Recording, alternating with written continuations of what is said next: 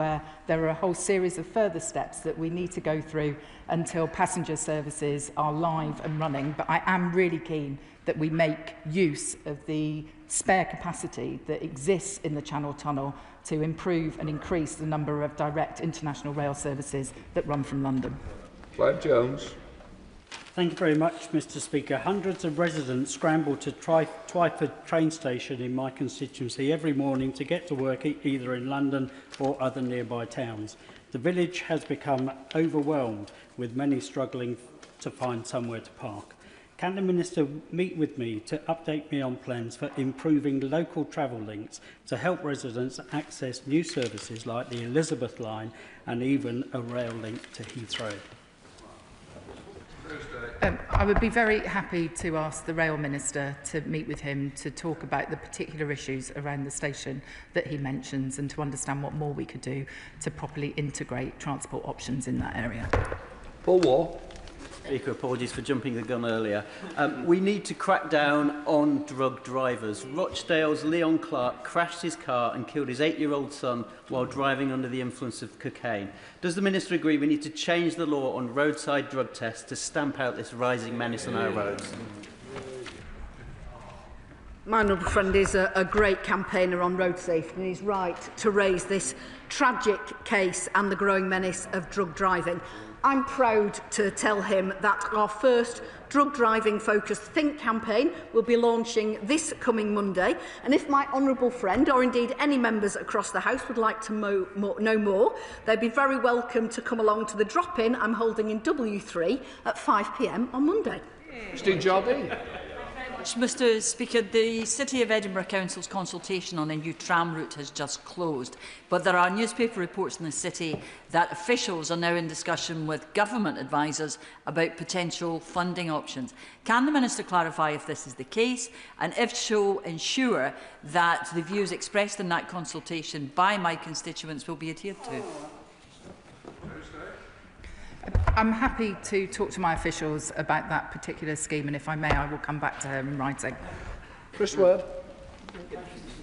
Yesterday in Parliament, I met a number of bus drivers who told me in their research of 420 routes, 222 didn't have any toilets during the route, with 155 of those had no procedures in place for drivers who needed to access toilets during the route as well. These drivers deserve toilet dignity in their workplace. So will the Minister agree with me that we need to ensure that these providers give them that toilet dignity, but also will she meet with me to discuss this further to ensure they get that access? I will, of course, be pleased to meet with my honourable friend. I think welfare facilities for drivers is extremely important. Thank you, Mr Speaker. Many of my residents rely on Transport for London services to travel every day, yet they are not entitled to concessions that those living literally hundreds of metres away enjoy, which is an issue that I have raised before in this chamber. Can the Minister advise me of any way, besides literally turning up at City Hall, that I could meet with the relevant person to discuss this? I'm interested that the honourable gentleman's constituents want to avail themselves of concessions provided by the Labour Mayor of London. He will know that Londoners often pay a precept to fund some of the entitlements that they have in London, and that is the reason why his constituents who fall outside of the Greater London boundary do not have those concessions available to them. Peter Swallow. Thank you, Mr Speaker. Bracknell Forest Council, supported by Department for Transport funding, have delivered an early Christmas present for residents with free bus journeys for the first 3 weekends in December. So will my honourable friend share my joy in this scheme, boosting our local economy, and I know it's only November, but wish everyone in Bracknell Forest a very Merry Christmas. It would be my pleasure to wish them a very Merry Christmas. I'm very pleased to hear about this. We confirmed £1 billion of funding for buses to support and improve services in 25-26 to keep fares affordable. Katie Lamb.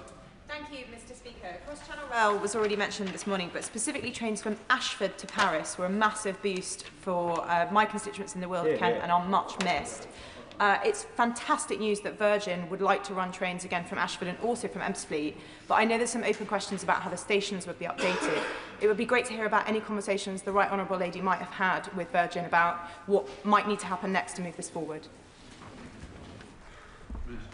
As I said to my honourable friend in answer to a previous question, there are a whole number of steps now that need to be gone through subsequent to the ORR decision that we welcomed. We're very keen to see the stations both at Ashford and Ebbsfleet reopened, and I'll be talking to all operators who are interested in making that a reality. You understand, Mike?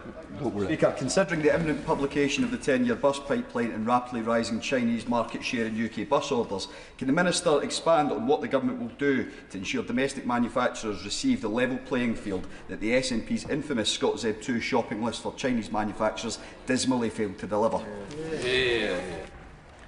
I thank my old friend for his question. As he's aware, we've been working very closely with operators and manufacturers as part of our bus manufacturers expert panel. We'll be publishing that pipeline of orders in the near future. Tom Tugendar. Thank you, Mr. Speaker. The Minister will know that there's no mandate for TfL beyond the bounds of London, little enough within it. Would she agree with me that there has absolutely no mandate to increase the price on rail fares to Tunbridge by extending the peak hour system in London on areas where there is now talk of putting contactless? Can she assure me that rail fares to Tunbridge and to Borough Green will not be going up should contactless increase? The expansion of the contactless system to wider areas of the South East is, I'm sure, welcomed by his constituents, given the convenience that it gives them. He's shaking his head, but I can tell him that there are a lot of honourable members across this House who are delighted with the rollout of pay-as-you-go. If he wants to write to me with the detail of his concern, I'd be happy to come back to him. Alan Anderson.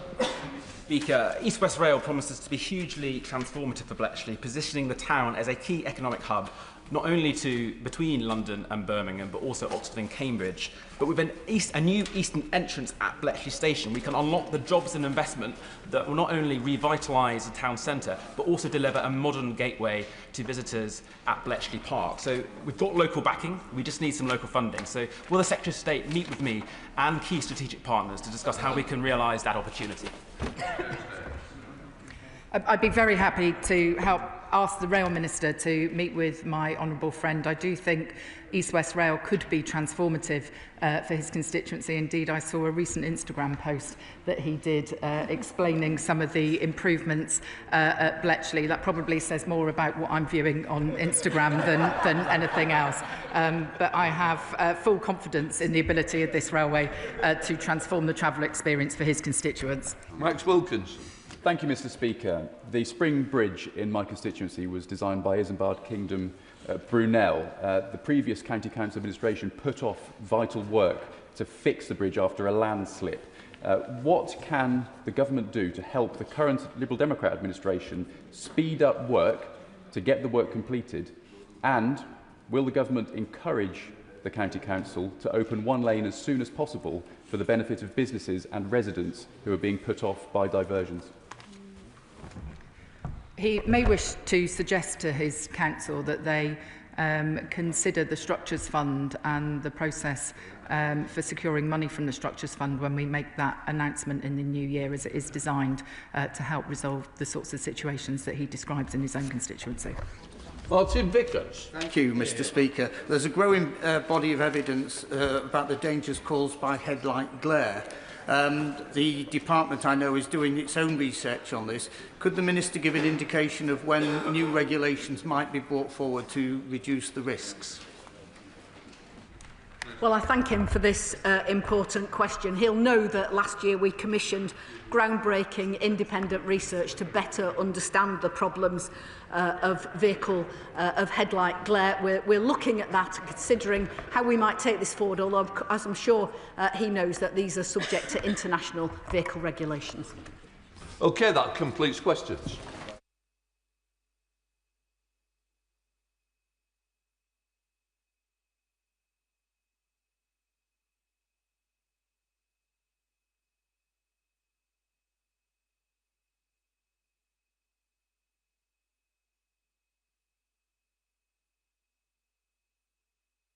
Come to the urgent question. I'm once again reminding ministers on the requirement in the government's own ministerial code that major announcements should be made in the House in the first instance and not to the media. This applies to Secretary of States. It is disappointing that the Secretary of State for Defence gave a speech on television yesterday and no statement from the government has been made in this House. And I hate to say, the House went up at 3 o'clock yesterday. There was a huge gap of time that could have been taken. This is the third in a row from the Defence where it's been put to the outside, to the media, rather than here. We are elected members of Parliament. All ministers serve this House, not Sky News or the BBC. So I do hope the message is going back. The ministerial code is not fit for purpose if this continues to happen. So I hope it's going to be used and make sure that ministers take it seriously. So please, as I stated yesterday, matters relating to defence of the realm should always come to this House first. I now call James Cartledge to ask his urgent question. Thank you, Mr. Speaker. To ask the Secretary of State for Defence if he will make a statement on the use of lasers by the Russian spy ship Yantar. Mr. Speaker, with your permission, I'd like to make a statement on the Russian main directorate of deep sea research. To the Minister gently. Unfortunately, it's not a statement. That's what I was wished. We are answering an urgent question. And I think that is the big problem, that somehow different departments have decided that statements don't matter. I know it's not the gentleman in question, but I hope the message is going to go back to the Defence Secretary and that people are listening how important this House is comes first. Minister. Mr. Speaker, I will pass the message into the broader team. I'd like to make some comments on the Russian main directorate of the Deep Sea Research Programme known as GUGI. As the Secretary of State for Defence described yesterday, the Russian research vessel Yantar is part of this programme and is used for gathering intelligence and mapping undersea infrastructure, not just in the United Kingdom, but across many other nations, both in Europe and indeed across the globe. The UK understands that the Yantar is but one in a fleet of Russian vessels designed to threaten our critical national underwater infrastructure and pose a threat, indeed, to our economics and our way of life. Russia has been developing a military capability to use against critical underwater infrastructure for decades. GUGI is developing capabilities. It's deployed from specialist surface vessels and submarines that are intended to be used to survey underwater infrastructure during peacetime, but then damage or destroy infrastructure in deep water during a conflict. Russia seeks to conduct this type of operation covertly without being held responsible. Such capabilities can be deployed from surface vessels like the Yantar. That's why Defence directed a change in the Royal Navy's posture so that we can better track and respond to the threats from this vessel and many others. The Yantar has once again been operating in and around the UK's EEZ for the second time this year. During this time, she was continuously monitored by Royal Navy frigate HMS Somerset and the RAF's P8s. We will ensure that the Yantar is not able to conduct its mission unchallenged or untracked. But this has not been without difficulties. A laser assessed to be originating from the port side of the Yantar was directed at British personnel operating one of our P8s. This was a highly dangerous and reckless attempt to disrupt our monitoring.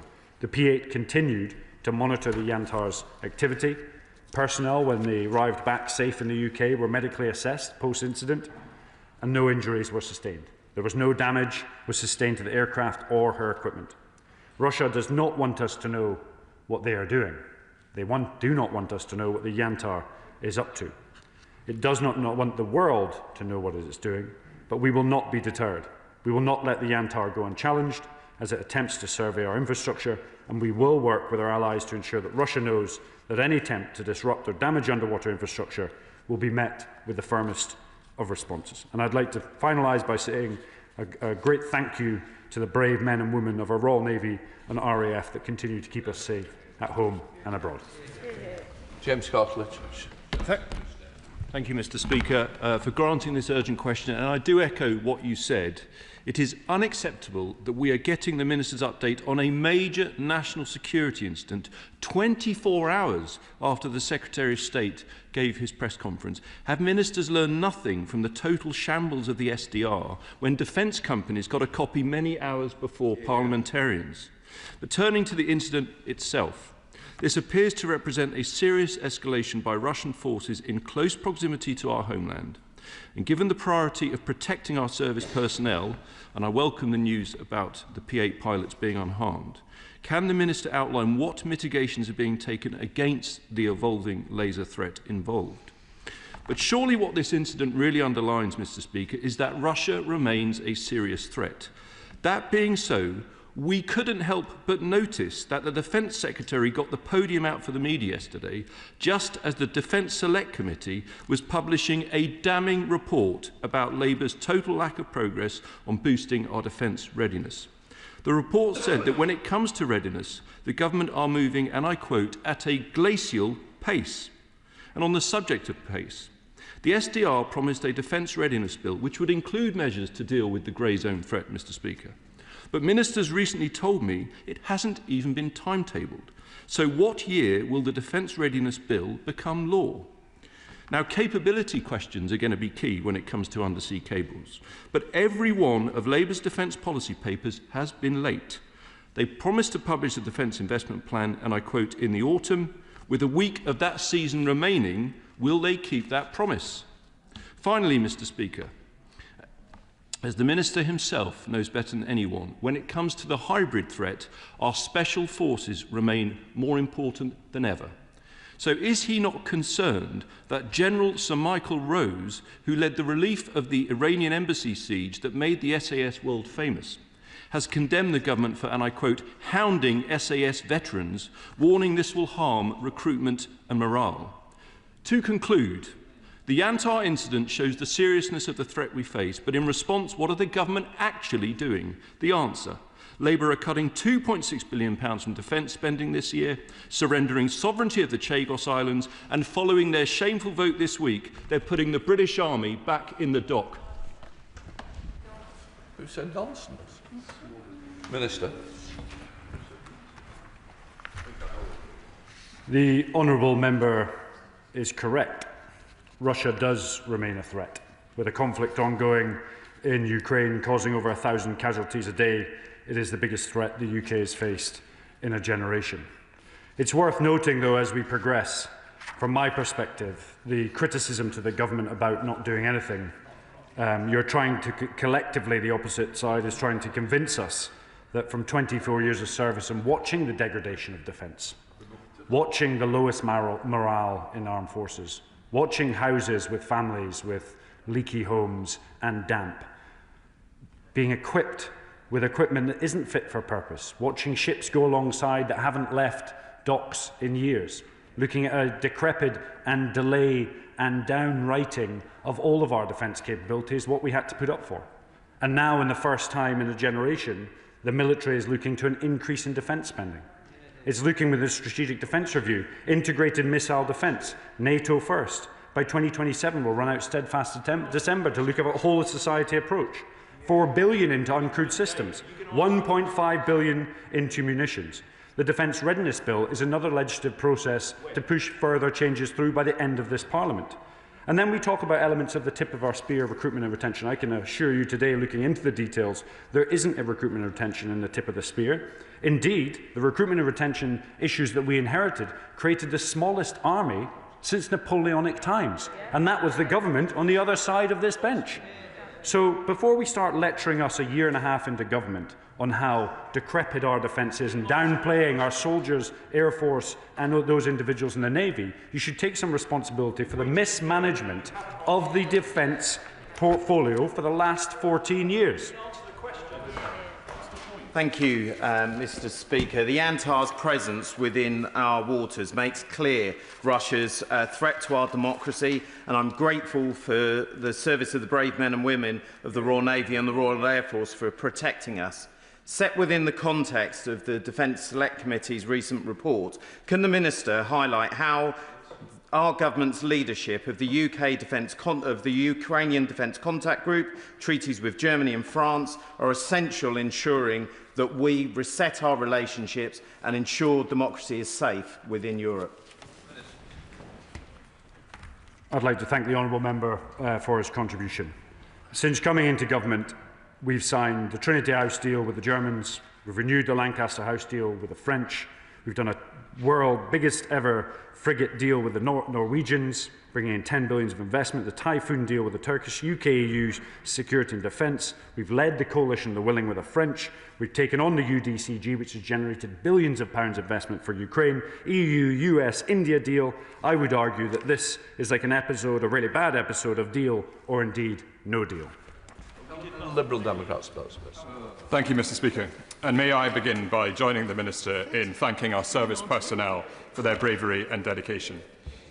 The use of lasers in this incident was a brazen act of aggression by Russia which endangered the lives of RAF pilots. So has the government identified those Russian officials and military personnel who gave the order to engage so that they can be held accountable and sanctioned? What assurances can the Minister give that Russia understands the consequences of repeating this aggression towards the UK? Mr. Speaker, this episode has shown once again the lengths to which Putin will go to undermine Britain's defence. It follows the reports of Russian sabotage of Poland's civilian railway this week. So can the Minister tell the House what conversations ministers have had with fellow European ministers to agree a collective response to Russia's hybrid attacks, including to protect Europe's critical undersea infrastructure? And Mr. Speaker, recognising also that our Ukrainian allies are on the front line of Putin's aggression, will the Minister take forward my bill for the unilateral seizure of Russian assets in the UK so that these can be used to fund Ukraine's defence? Minister. The honourable member brings up a really valid point that the Yanta and the Gugi programme isn't just a UK issue. Neither is the asymmetric threats that we collectively face across Europe. It's an international issue. In particular, on Gugi, these vessels operate all over the world. And we will collectively work together to gather evidence, in particular, show them that we know exactly what they're up to, and if indeed expose any nefarious activity. And I'd like to make the message to be in absolutely no doubt, we will hold people, states, organisations accountable should any of our critical national infrastructure be threatened in any way. Nick Smith. Thank you, Mr. Speaker. Given both the previous Baltic Sea incident in 2024, where underground cables were said to be sabotaged, and the latest provocation, where the Yantar is said to be mapping underground undersea cables, could the Minister please outline how Allied coordination, particularly with our Nordic and Baltic partners, could be strengthened? Minister. The honourable member raises a really valid point. We've seen several cables in the Baltics be severed or cut. I would argue that the Yanta and its intelligence gathering capability maps these cables, and then perhaps accidents take place at a later date. We're working really well with our Norwegian, in particular, partners and the US to ensure that we understand the exact capabilities, and I mean the exact capabilities that sit on some of these vessels. So if it were to happen, we can attribute it and indeed expose it, not just from the UK, but from an allied perspective. Responding to that directly, if the government is trying to map the capabilities of the vessels, can it tell us whether it knew in advance that it had this laser capability, and if it did, whether steps are underway to find methods of protecting our personnel against the effect of such laser attacks? And can he and the government just be careful not to fall for the bully's playbook of the killer in the Kremlin? It's no coincidence that this incident happened now, just at a time that the Americans are coming up with a peace plan, inverted commas, that plays into the hands of Putin and betrays our Ukrainian friends. Minister. I'd like to thank the right honourable member for his contribution, as always very focused and meaningful. The honourable gentleman, apologies. The specific capabilities, I won't go into detail. From our perspective, there's been no impact on the aircraft, no impact on the crew, and we've also expanded and broadened out our rules of engagement to ensure that no vessel can operate oversee over our critical national infrastructure without being watched and monitored in the most closest and sophisticated way. Sarah Coombs. Thank you, Mr. Speaker. The first duty of any government is to keep our citizens safe, which is why this Labour government is delivering a historic uplift in defence spending in stark contrast to the cuts of the party opposite. The Minister's statement sets out a potent example of the rising threats to our country. So can he say more about how our increased defence spending is going to keep us safe and also support jobs in the defence industry, such as the Wesley Group in my constituency, which makes all the castings for our UK submarine fleet?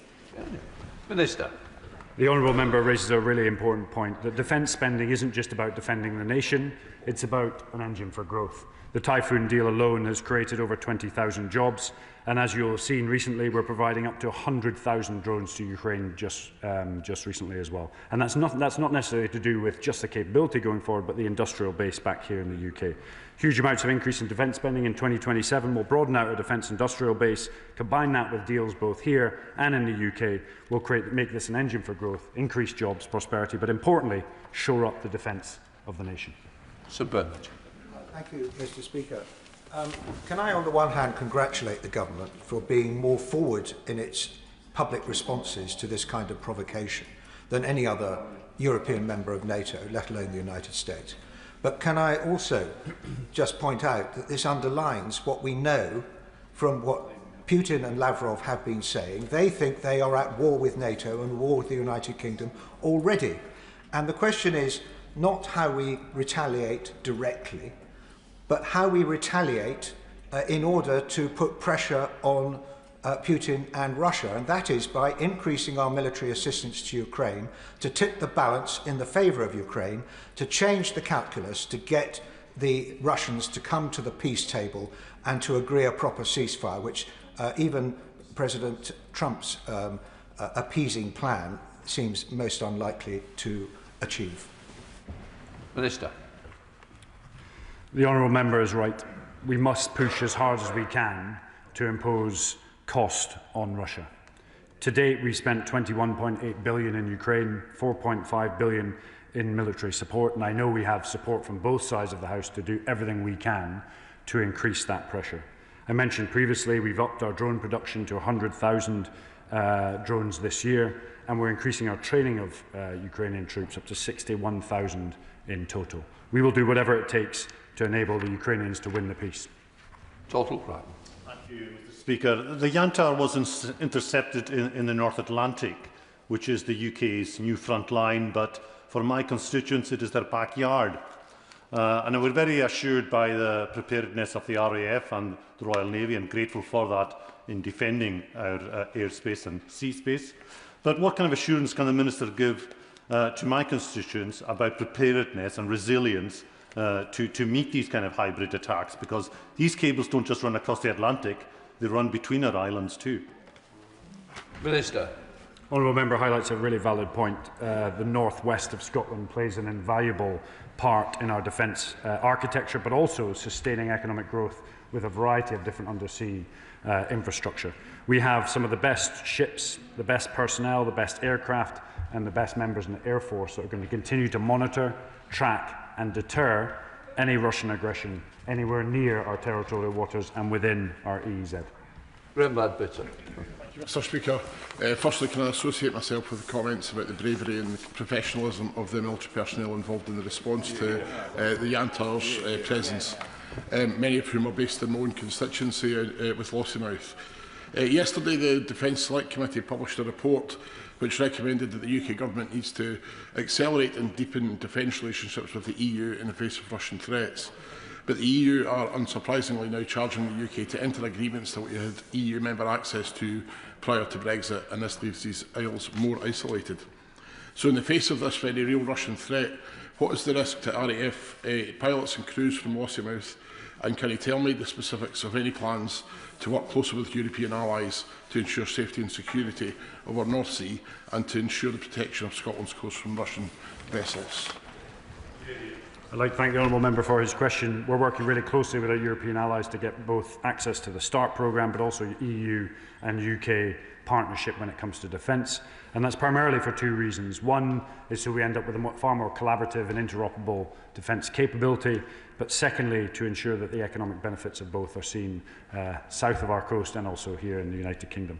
Really important from a P8 perspective is we have a trajectory to invest in P8s long into the future. They play such an important role in our anti-submarine warfare fleet and will continue to do so until the threat has gone. Jacob Collier. Thank you, Madam Deputy Speaker. Can I thank the Minister for his statement and also join him in thanking the Royal Navy and RAF personnel and other civilian staff that have been involved. I wonder if he could comment on our air defence, as there is a possibility that vessels like the Yantar could be used to launch drone attacks on the UK. Can the Minister reassure us that he's working to bolster the UK's air defence system? Minister.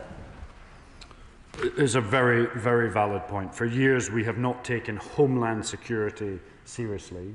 In the SDR, you will note we've invested in integrated missile defence, which is both important for very sophisticated systems, but also those low-grade systems that we've seen flying in our airspace that are sometimes more difficult to track and defeat. So you absolutely have the assurance we're investing in integrated missile defence as we move forward with the Strategic Defence Review and the Defence Investment Plan.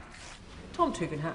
Thank you, Madam Deputy Speaker, and I welcome many of the comments that my honourable friend has made today. I would just add enormous thanks to the intelligence personnel who assisted in not only zeroing in on the ship but understanding its capabilities a long time before anybody else arrived on the scene. May I just raise with him, as a fellow former military assistant in the MOD, we've both seen governments of every colour making decisions and statements that sound good on the day, but then seeing the reality of lack of kit coming through. I saw it under Blair and Brown. I saw it again, yes, under governments of my own stripe. He's also seen it, I'm sure, under all. I raise this because the reality is the world has changed. We are much, much more vulnerable today than we have been, and yet we have fewer ships at sea, fewer men at uniform, and fewer planes in the air than we have at any time. And yet the aspiration for the 3% is still, by the end of the Parliament, over the next 5 years, and always on the never, never. He must be very careful, and I'm sure he's hugely aware, that he's there to change defence, not to apologise for failure. Minister. The honourable and gallant member raises a really valid point. When we came into government, we have taken a really significant step to raise defence spending. But he knows, as well as many other in the House today, that it's not just about buying or investing in the same capability, it's about rebuilding and reshaping our armed forces to fight not yesterday's war, but the war in the future, and absorbing many of the lessons from Ukraine to ensure we can transform our military to fight in the most effective manner. And that's why, personally, I got into this game in the first place, was to move that faster, in particular when it comes to autonomous systems. So you'll see in the Strategic Defence Review a massive increase of $4 billion into autonomous systems. You'll see the numbers of drone companies. Just today, the Defence Secretary has opened another factory just down in Plymouth, and I'm away to go after this to open one in Swindon. A huge industrial base is building within the UK for drones. It's a seed corn capability that can expand rapidly at times of conflict. And I'm happy to take any of these points offline to talk further how we can work collaboratively to move forward. Chris Webb. Thank you, Madam Deputy Speaker. The reckless act from Russia demonstrates how important it is that the world stands united against Putin's aggression. So what discussions has the Minister had with his international partners about maintaining and galvanising this support? Minister. A really useful point. Individually, we are strong. Collectively, we are united. And I think it's really, really important that we double down on our allies and partners, whether that be NATO, whether that be the JEF, whether that be some of our European or international allies, to collaborate. And I'd like to refer both to the last couple of questions. This is all about stronger we are together, whether that is stronger in the UK with the Army, Navy, Air Force or intelligence partners to expose the Yantar's capability, or indeed collectively working with all our like-minded allies to make sure we're mapping and tracking their capability. And should there be a disruption in critical national infrastructure, we can expose it and attribute it as fast as possible. Ben Obsijekti. Thank you, Madam Deputy Speaker. I think everyone in this House should be concerned by the increase in Russian sub-threshold activity, and this certainly isn't the first time that we found ourselves in this House discussing the Yantar specifically. I do think that the use of lasers against an operational P8 very much pushes the boundaries of what we could consider to be sub-threshold activity. But if I could ask the Minister a question that's very much within his bailiwick, I don't expect him to be able to comment on whether we have deployed any elements of the Fleet Contingency Group forward to HMS Somerset, which is tracking the Yantar, but under what circumstances and geographically whereabouts within our waters would the Yantar need to be in order for us to apply some maritime interdiction via the Fleet Contingency Group? Minister. So I'd like to thank the honourable gallant member for his point. Being an individual who used to be in that part of the organisation, I'm sure there's lots of people that are chomping at the bit to get involved. We must adhere to the international rules of the sea. But I will be really clear to anyone listening to this today that we know exactly what they're up to. Without a shadow of a doubt, we know what they're up to. And should there be a connection between understanding our cables or undersea infrastructure and disruption, individuals, units, organisations or countries will be held accountable. Peter Prinsley. Thank you, Madam Deputy Speaker. The sight of this sinister ship snooping around our shores strikes alarm. So how can we be confident of the security of our vital undersea communication cable? And what, without compromising our security, actually is Plan B if these are severed? So as the honourable member will know, we work with our allies to build contingency across all of our critical national infrastructure. There's lots of work to do, and we're working in collaboration with other governments to do it. I think the point he raises, which is one of the most important, is that Russia wants to operate in this veil of darkness, and sort of in the shadows. But let's just be really clear to them. We know exactly what they are doing. We know everything that they are up to. A laser pen is not going to deter us. We will continue, we will double down, and if required, we will expose and attribute. Charlie Dewhurst. Madam Deputy Speaker, now in light of this recent escalation, can I ask the Minister what specific and immediate steps he's taking to ensure that UK armed forces are equipped to both protect critical underwater infrastructure and respond both rapidly and effectively to direct threats from Russia and others? Minister. The strategic event review points to the multi-role ship and us actually buying into both mapping and tracking our infrastructure, protecting it, and importantly, if required, to deter capabilities such as the Yantar and other variety of suites of capabilities that the Russians can field to ensure that they can't work with impunity either in the EEZ or indeed in international waters as well. James Wild. Thank you, Madam Deputy Speaker. In January, the Defence Secretary did come to this House and make a statement when the Yantar passed through British waters, but didn't see fit to do so when that ship directed lasers at our pilots, which I think reflects poorly on him. Can I ask the Minister, has the Russian ambassador been summoned over this highly dangerous action? And if not, why not? So I'd like to thank the member for raising that point, and it's something I'll take up with my FCDO colleagues. We've got to continue to ensure that if there is unruly activity or escalatory activity, that both diplomatically individuals are called in and held to account, and we will continue to do so. Nick Timothy. Thank you, Madam Deputy Speaker. We know, as the Minister has said, that Russia and China target undersea cables and interconnectors, which we rely on increasingly as a matter of government energy policy. We know that the Russians use our offshore infrastructure to put listening devices on to monitor our submarines. We know that China dominates the world market for cellular internet modules and inserts kill switches into the turbines this government wants to buy from them. I've been asking this question for a year now. Why isn't there a single minister in charge of the security of our offshore energy infrastructure? And what representations of ministers in the Ministry of Defence made to the Energy Secretary, who's causing so many of these problems? Minister. So the individual is right to mention that up until now there has been, I wouldn't say a lack of accountability, but a lack of centralisation when it comes to critical national infrastructure. There was a recent report issued. We now have very clear lines of accountability. Defence is part of that. We're building our capability within the Strategic Defence Review to ensure we fulfil our roles within it, and working collaboratively across government to ensure that our critical national infrastructure is protected. And should there be an incident, there is accountability. Final question, Jim Shannon. Thank you, Madam Deputy Speaker. Can I thank the Minister very much for his strong words and his answers. I think they encourage us all in this House and they encourage those outside this House who are listening.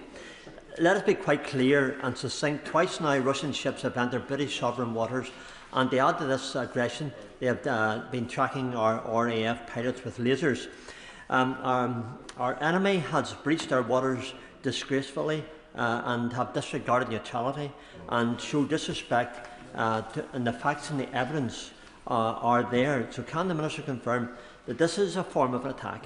And to quote Winston Churchill, who I loved as a boy, he certainly would have been my hero, we shall defend our island whatever the cost may be, and that the might of our armed forces is poised, the equipment is trained, and they're ready to go. Thank you. Minister. I'd like to thank the honourable member, as always, for his insightful question. Be in no doubt we will defend every inch of this country and our territorial waters, and if anything is taking place in our EEZ in particular, we will expose, we will attribute, and be in absolutely no doubt we will hold people, organisations or countries accountable should there be any impact on our critical national infrastructure or there be a disruption. Thank you. I thank the Minister for his responses this morning. Order, order. I will now announce the result of the deferred division that took place yesterday on the draft radio equipment amendment Northern Ireland Regulations 2025. The ayes were 376, the noes were 16. So the ayes have it. Which brings us to urgent question. Dame Priti Patel. Deputy Speaker, to ask the Secretary of State for the FCDO if she'll make a statement on the future on the war in Ukraine and the forcible removal of children to Russia. Minister. Russia's assault on Ukraine is an unprovoked, premeditated and barbaric attack on a sovereign, democratic state. For over 3 years, Ukrainians have defended their country with courage and a fierce determination to defend the shared values that we cherish. President Putin continues to intensify missiles and drone attacks into Ukrainian cities, which continue to kill civilians, including children, and damage vital civilian infrastructure. President Putin is also taking children from their families. Almost 20,000 Ukrainian children have been forcibly deported to Russia or Russian temporarily controlled territory by Russian authorities.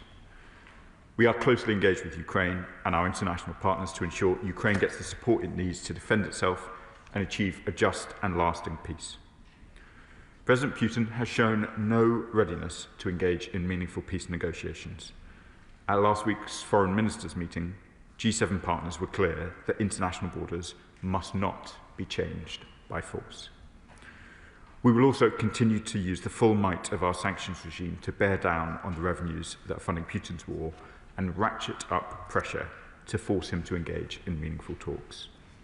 To date, this government has sanctioned over 900 individuals and entities targeting Russia's illicit shadow fleet and its 2 largest oil producers.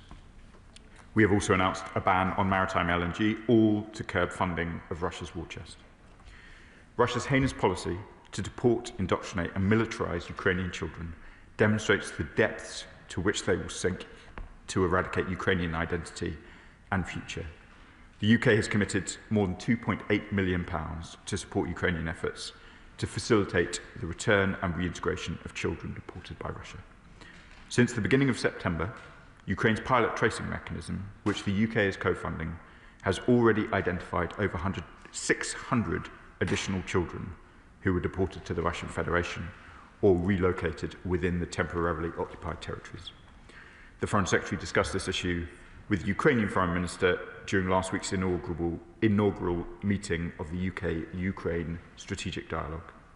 We're working internationally in support of Ukraine and Canada, who are co-chairing the International Coalition for the Return of Ukrainian Children. Dame Priti Patel. Madam Deputy Speaker, this House has been resolute in its support for Ukraine and its defence of its territory, sovereignty and freedom. Since 2022, the level of support we've given to Ukraine has been at the forefront of working with them to secure peace on their terms. With US military officials in Ukraine today, we need to know what role the UK government and the coalition of the willing is playing.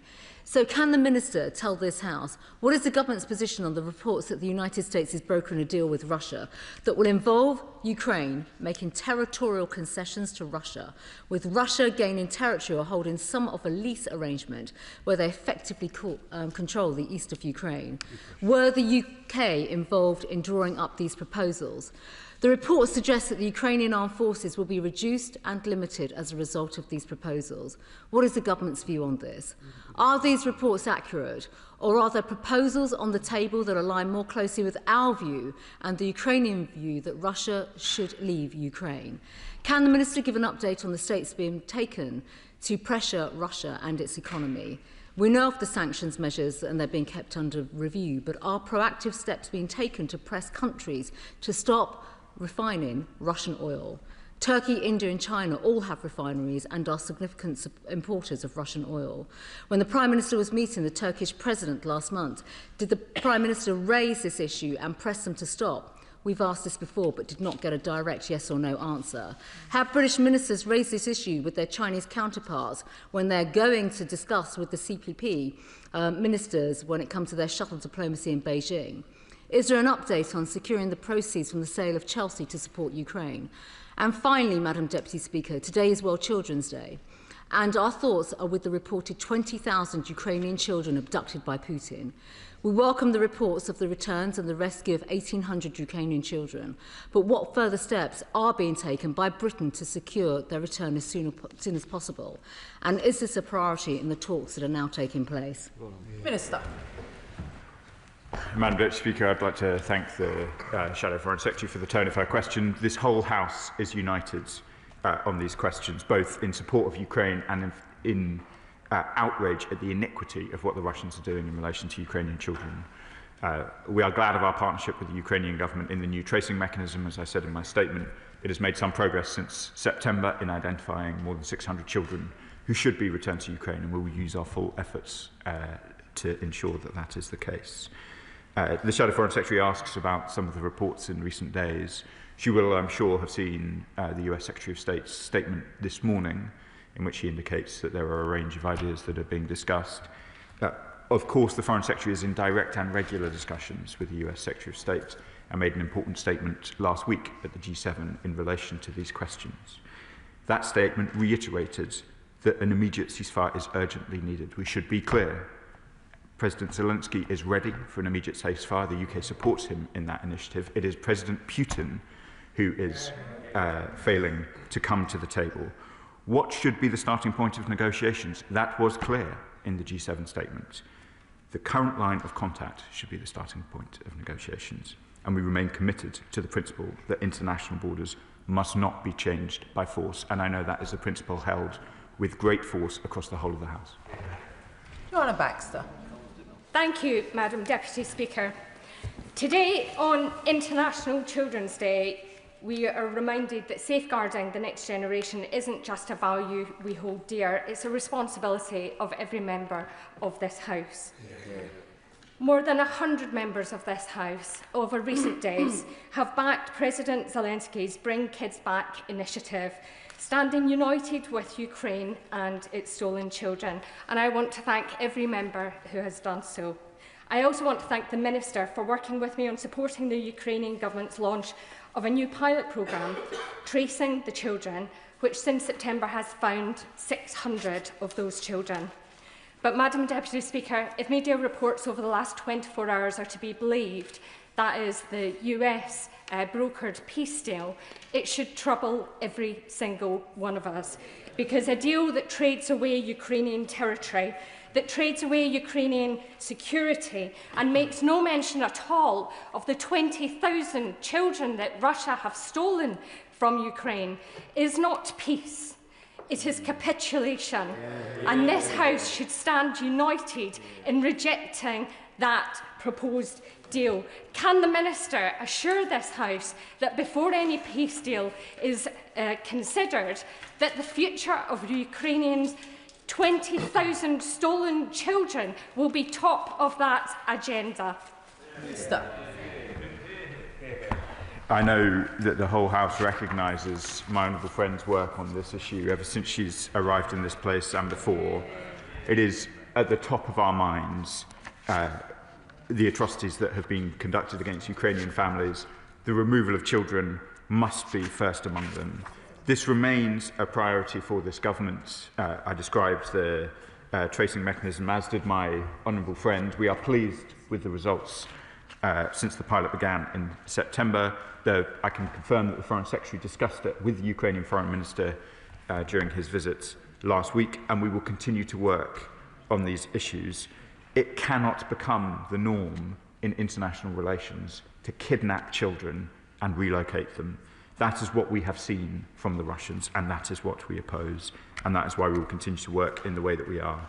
I've already provided some response on the questions of negotiations, but to set out the very obvious, Madam Deputy Speaker, the Ukrainian flag flies from the building of the Foreign Office. It flies from many churches in Lincolnshire, as I know it does, across constituencies represented in this House this morning. The UK is steadfast in its support for Ukraine. It will be for Ukraine to determine the negotiations into which it is prepared to enter, and that is what the Foreign Secretary was discussing with the Ukrainian Foreign Minister, the US Secretary of State, and a range of her other international partners last week. Liberal Democrat spokesperson Callum Miller. Thank you, Madam Deputy Speaker. Donald Trump's latest proposals for securing peace in Ukraine might as well have been written in the Kremlin. Indeed, they probably were. Those in Reform UK who have been paid to repeat Russian propaganda may disagree, but I believe those in the House today will see this for what it is. If Kyiv is pressed by Moscow and Washington into accepting these terms, which include the surrender of the Donbass and a halt on vital weapons supplies, it would be no less than a betrayal of our Ukrainian allies. So will the Minister publicly express the government's unequivocal rejection of these proposals, including the sacrifice of Ukrainian sovereign territory? Will the government urgently convene a coalition of the willing with a view to generating fresh support for Ukraine? The abduction of tens of thousands of Ukrainian children by the Kremlin is the clearest and most grotesque evidence of Putin's cruelty and his desire to erase a whole nation. It will go down as one of the gravest crimes of the war. So what further financial support is the government offering to bring back kids? And will the Minister back my bill to seize Russian assets in the UK and make those proceeds available to help Ukraine's children, women and men? Minister. Madam Deputy Speaker, I thank the Liberal Democrat spokesperson for his question. I won't answer on Reform's approach to these questions. They haven't made themselves available this morning, unlike many others who I know have a deep commitment and interest in these questions.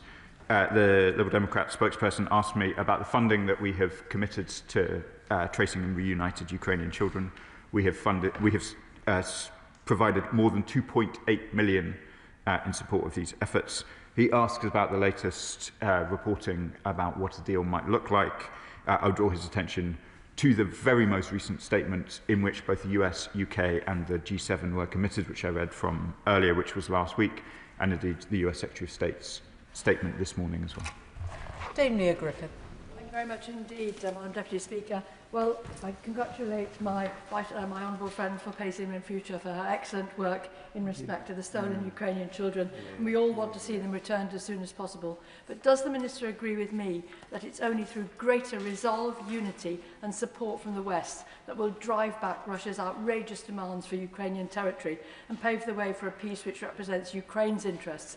And what more can he do to encourage greater support for Ukraine from our allies?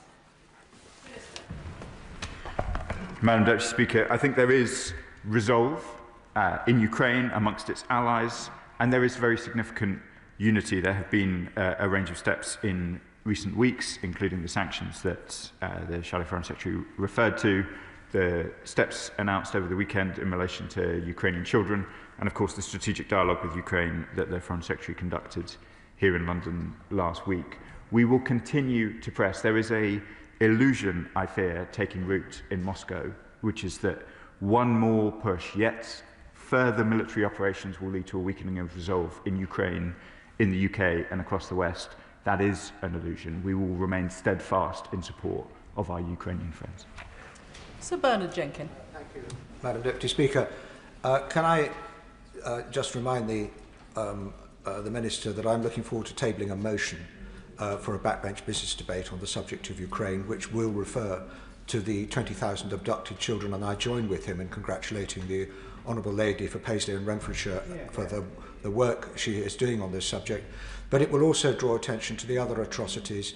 Just this week we welcomed 2 former Ukrainian prisoners of war who had been held and tortured by the Russians completely without regard to the Geneva Conventions for prisoners of war, because the Russians, of course, fabricate this narrative that they're not at war in Ukraine, they are conducting some special military operation. So they have no regard for any of the norms of warfare which we would expect any civilized country to have. Can he underline the point that the Trump proposals are unacceptable? And will he join all the NATO allies together to make it clear to the United States that these proposals are unacceptable? Minister.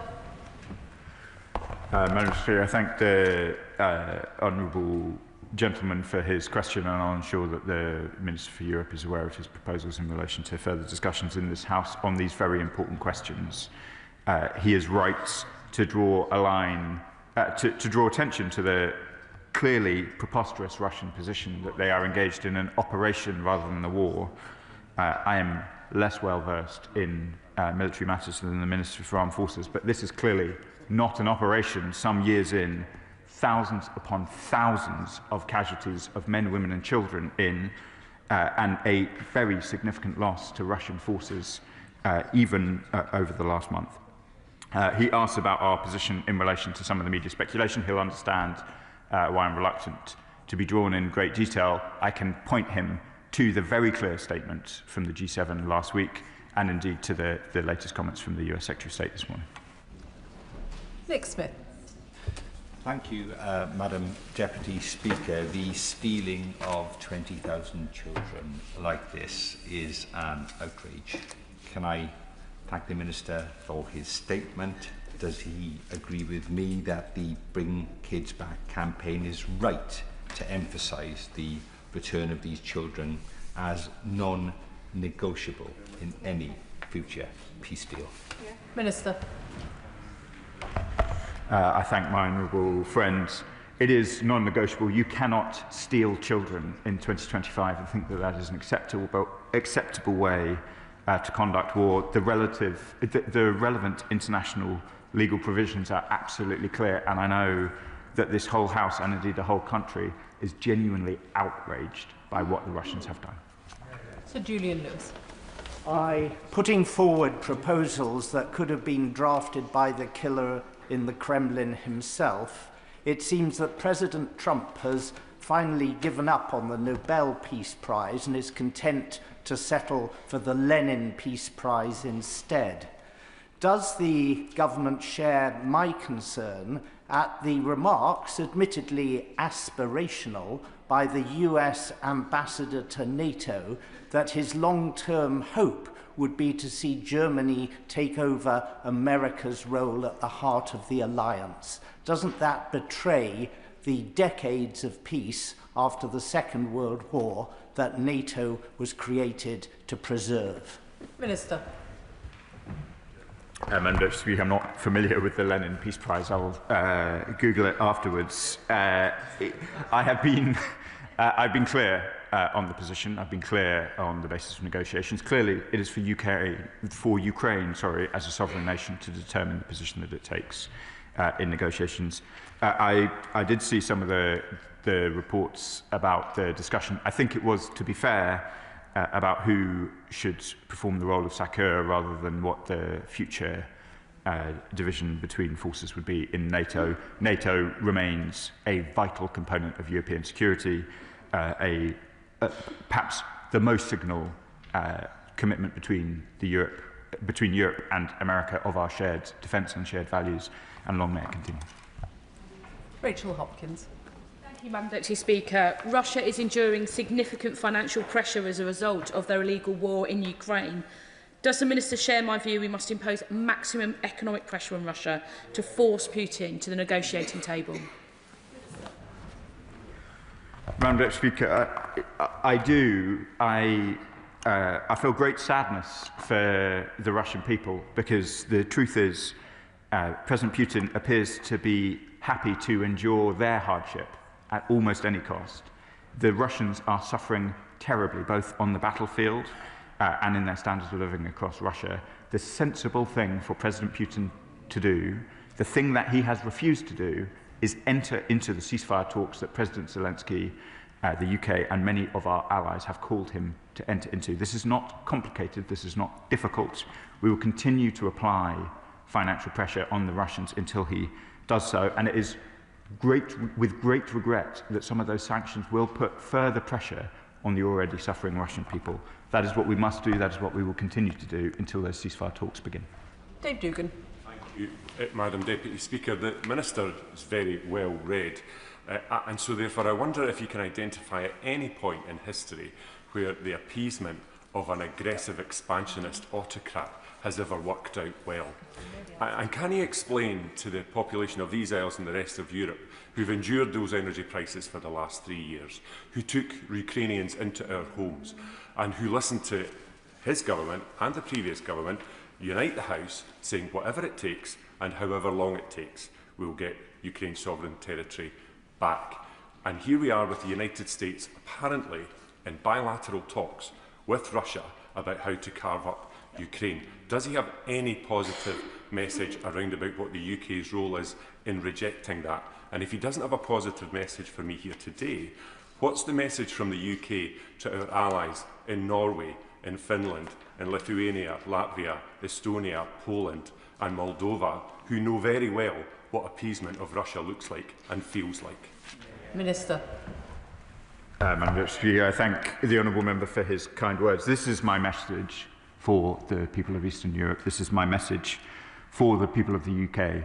We remain committed to the principle that international borders must not be changed by force. Russia will not win. They are not winning. They are suffering terribly in trying to pursue a so-called operation which is bringing nothing but misery to the Russians. I hope that they realise that swiftly. I hope that they start ceasefire talks on the basis of the line of contact, and that Ukraine is in a position to secure its full and sovereign rights, and that is what the British government is committed to. Kirsten Sullivan. Thank you, Madam Deputy Speaker. Using the kidnapping of children as a weapon in its illegal invasion of Ukraine is absolutely abhorrent and wicked, and may I commend my honourable friend, the member for Paisley and Renfrewshire South and her sterling efforts to make sure that these children are not forgotten in this place. But unfortunately, this isn't the first time that children have been used as a weapon of war. We've seen it in Nigeria and other places in recent years. What more can this government do to ensure that this isn't normalised by dictators and despots across the world, and that children cannot be used as a weapon of war? And what more can be done to ensure the return of Ukraine's 20,000 stolen children? Minister. My honourable friend asks an incredibly important question. She is right that it is children who are bearing the worst brunts of conflict. I was in Yemen this week and appalled to see so many children with both moderate and severely acute malnutrition. That malnutrition is in very significant order created by the Houthis, who have restricted aid access into North Yemen and indeed detained UN aid workers and seized their offices. What happens in Ukraine, conducted by Russian forces, is seen elsewhere. It is seen by the Houthis, it's seen by militias in Nigeria. This country will stand up for an international rules-based order, which includes the protections that children are entitled to. We will continue to work to ensure the safe return of those 20,000 Ukrainian children. 600 of them have been identified by the mechanism which we co-fund and co-founded with the Ukrainians, and we will continue to work to ensure that all the remaining children are returned. Tom Tugendhat. Thank you, Madam Deputy Speaker. May I welcome the courage of the American people over many, many decades in standing up for our liberties and defending our freedoms. May I also draw attention to the fact that this wonderful act of generosity has supported a US economy that has grown more powerfully, more capably, and in more directions than any other economy in human history, making the United States now the richest and most powerful country the world has ever known. Would he agree with me that that stance on the side of truth and justice genuinely has been a great blessing for all free peoples, and that standing against people traffickers, child traffickers, calling out, for example, folk like Jeffrey Epstein, but seeing here the world's largest child trafficker almost getting away with it would be a betrayal of those great American values that have literally led to the happiness and prosperity of one of the wonderful countries of this world. Minister. I thank the gallant member for his question. The US and UK have stood together on questions of European order ever since the Second World War. I'm incredibly proud that it was a Labour Foreign Secretary that led the creation of NATO. I know that our American friends continue to see questions of European security and order as being of the utmost importance, and that security and order cannot coexist with a world in which territory is seized by force and children are abducted in exactly the way he describes. David Burton-Sampson. Thank you, Madam Deputy Speaker. The stealing of Ukrainian children by Putin is scandalous and equally devastating for the Ukrainian families impacted. Putin is showing no desire to ceasefire in Ukraine, with continued bombardments on the Ukrainian people day in, day out. Does he agree with me that until Putin demonstrates he is committed to returning these children and committed to a ceasefire, we must continue to provide Ukraine with all the military, economic and diplomatic support that it needs? The honourable member puts it very well, and I do. We will continue to stand with Ukraine for all the reasons that honourable members have expressed this morning, and we will continue to do so until talks have started, until a just and sovereign future for Ukraine is secured. Clive Jones. Thank you very much, Madam Deputy Speaker. In Wokingham, there is a Ukrainian refugee community who have made a positive difference to the area. I have worked with local groups to help supply aid to civilians in Ukraine, and many have shared their concerns about the war and the safety of their relatives back home. I fully support the Honourable Member for Paisley and Renfrewshire on her comments about the 20,000 stolen Ukrainian children by the Russians. But can I ask the Minister, what is the government doing to reassure the many Ukrainians in my constituency that the UK support for Ukraine will remain steadfast against a Russian invasion, and that Putin will be held to account for his war crimes, and that Trump will not be allowed to backtrack on his support for Ukraine and NATO? Minister. I want to pay tribute, Madam Deputy Speaker, to the work of the honourable member and his constituents to support Ukrainians. I know that right across the House, both honourable members and their constituents have been engaged in supporting Ukrainians in many different ways. I myself have met with the Ukrainian community in Lincoln, and there are many people in Lincoln who've taken Ukrainians in or provided support. And I would like to assure all of those people that we will continue to stand with Ukrainians on these questions. He asks the important question about how we can continue to try and identify those children who have been seized by the Russians. There is work ongoing using often Russian databases themselves, which are relatively freely available, to identify where Ukrainian children are likely to have been taken in Russia. I imagine that Russian authorities think that people are not sufficiently interested to track individual children, and I can assure the House that we are, that we will continue to follow this to the end. We have identified 600 individual Ukrainian children by name alongside our Ukrainian friends. We will not forget the names of those children. We will not forget the locations of those children. The Russian families who have sought to take in those children should know that such an effort is ongoing, that it is supported right across the government, right across the House and right across the country. We will continue day in and day out to ensure those children are returned. Adam Jogi. Kind Madam Deputy Speaker, thank you. Using children in this way is sick, and there is no other word for it. Now, the people of Newcastle and Lyme opened their homes, they spoke out, they spoke up, and they stood with the people of Ukraine and still do. They raised money, they donated medical supplies, books and clothes, and I thank them all for their efforts and their commitment. But whilst we rightly support the people of Ukraine against Russia, we also see Russia continuing to seek influence in other parts of the world through money, through arms, and the rest. So this is a geopolitical challenge that we think rightly in one part of the world we're getting right, but we can't afford to ignore in others. So can I ask the Minister what we're doing to help to ensure that we neutralise Russia's attempt at command and control in other parts of the world? Minister. I thank my honourable friend for the important question.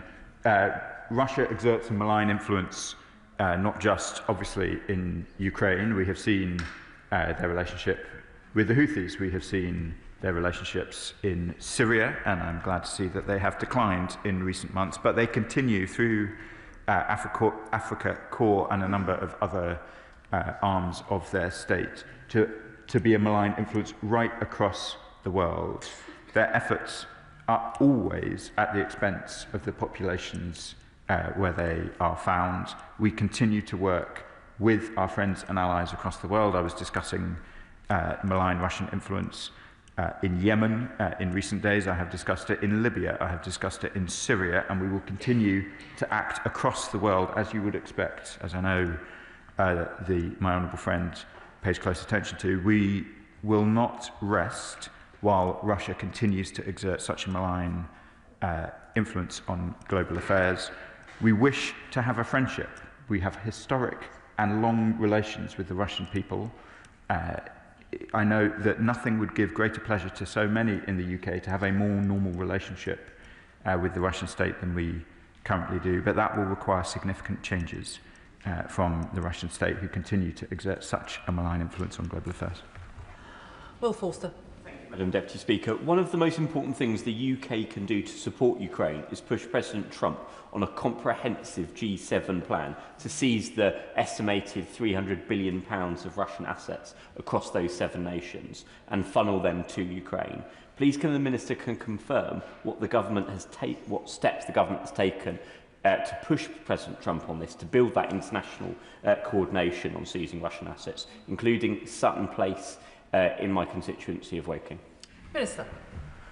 Honourable Speaker, I thank the honourable member for his question. We have worked across our allies and friends in order to ensure that there is a robust and unified approach to these issues. I've described some of the statements that we have made in recent days, and I can confirm that the Foreign Secretary discussed the questions engaged in Ukraine at some length with the Secretary of State on the sidelines of the G7 last week. We will continue to do all that we can and everything that it takes to ensure that we are putting the pressure on Russia that is required to ensure that this war comes to an end.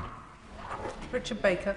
Thank you, Madam Deputy Speaker. In September, I had the privilege of meeting in Kiev with Raisa Kravchenko and Yulia Klepets of the All-Ukraine NGO Coalition for People with Intellectual Disabilities. They told me of the devastating impact of Russia's invasion of Ukraine for disabled people.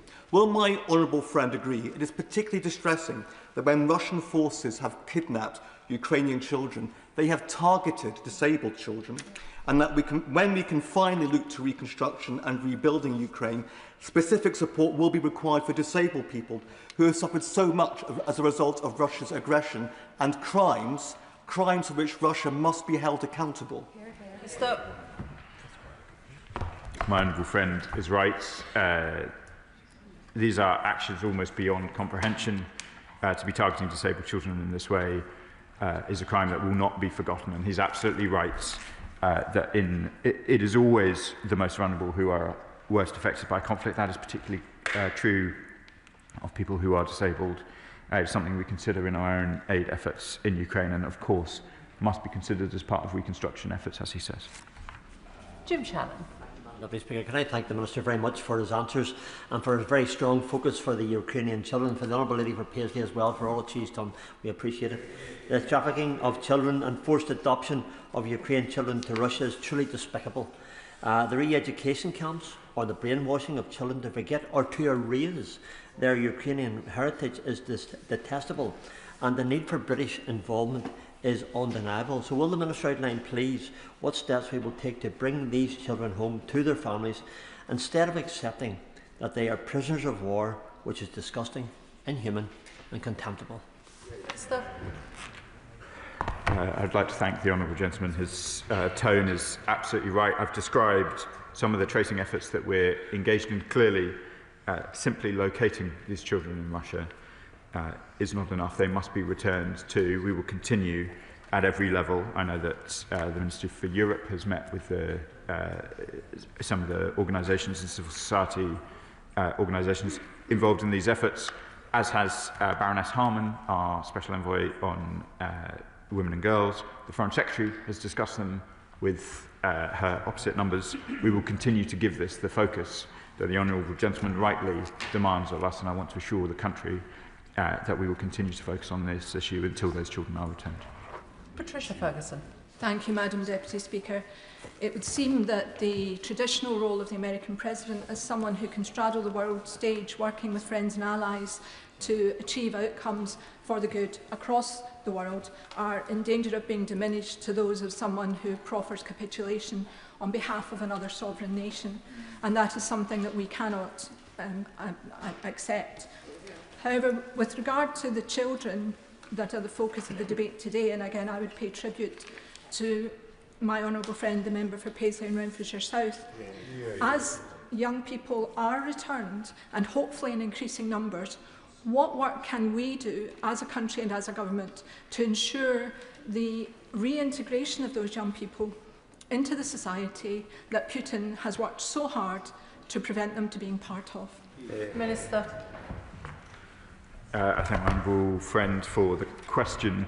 We of course, must work to see these children returned. We're an active member of the International Coalition for the Return of Ukrainian Children.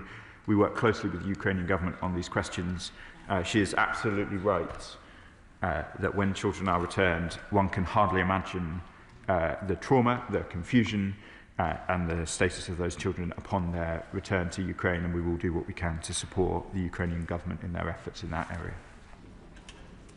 Jacob Collier. Madam Deputy Speaker, all of us want to see peace in Ukraine, but it must be on the terms of the Ukrainian people that they are fully behind. Russia cannot gain or be seen to gain from their illegal and unprovoked invasion. So what assurances can the Minister give that this government will stand fully behind Ukraine in making sure that it is a peace agreement on their terms? Minister. My honourable friend has been a doughty champion for Ukraine's interests in this House, and he is right. We are working with our friends and allies, particularly at the G7. I've described the statement which we agreed last week in relation to questions of ceasefire and negotiations, which, as he says, must be on the basis of Ukraine's sovereign interests. And we will continue to work with G7 partners, condemning Russia's actions, condemning their provision of arms to others, as well as their actions in Ukraine, and increasing the economic costs to them, as we have set out in our most recent sanctions measures. Can I thank the Minister for his responses this morning, and I will allow a few minutes for the front benches to swap over, during which time it might be helpful if I reminded members that in an urgent question, the questioner gets 2 minutes, the Minister gets 3 minutes to respond, the Liberal Democrat spokesman gets 1 minute. Any member posing a question that is approaching that 1 minute time might like to think about reducing the length of their question.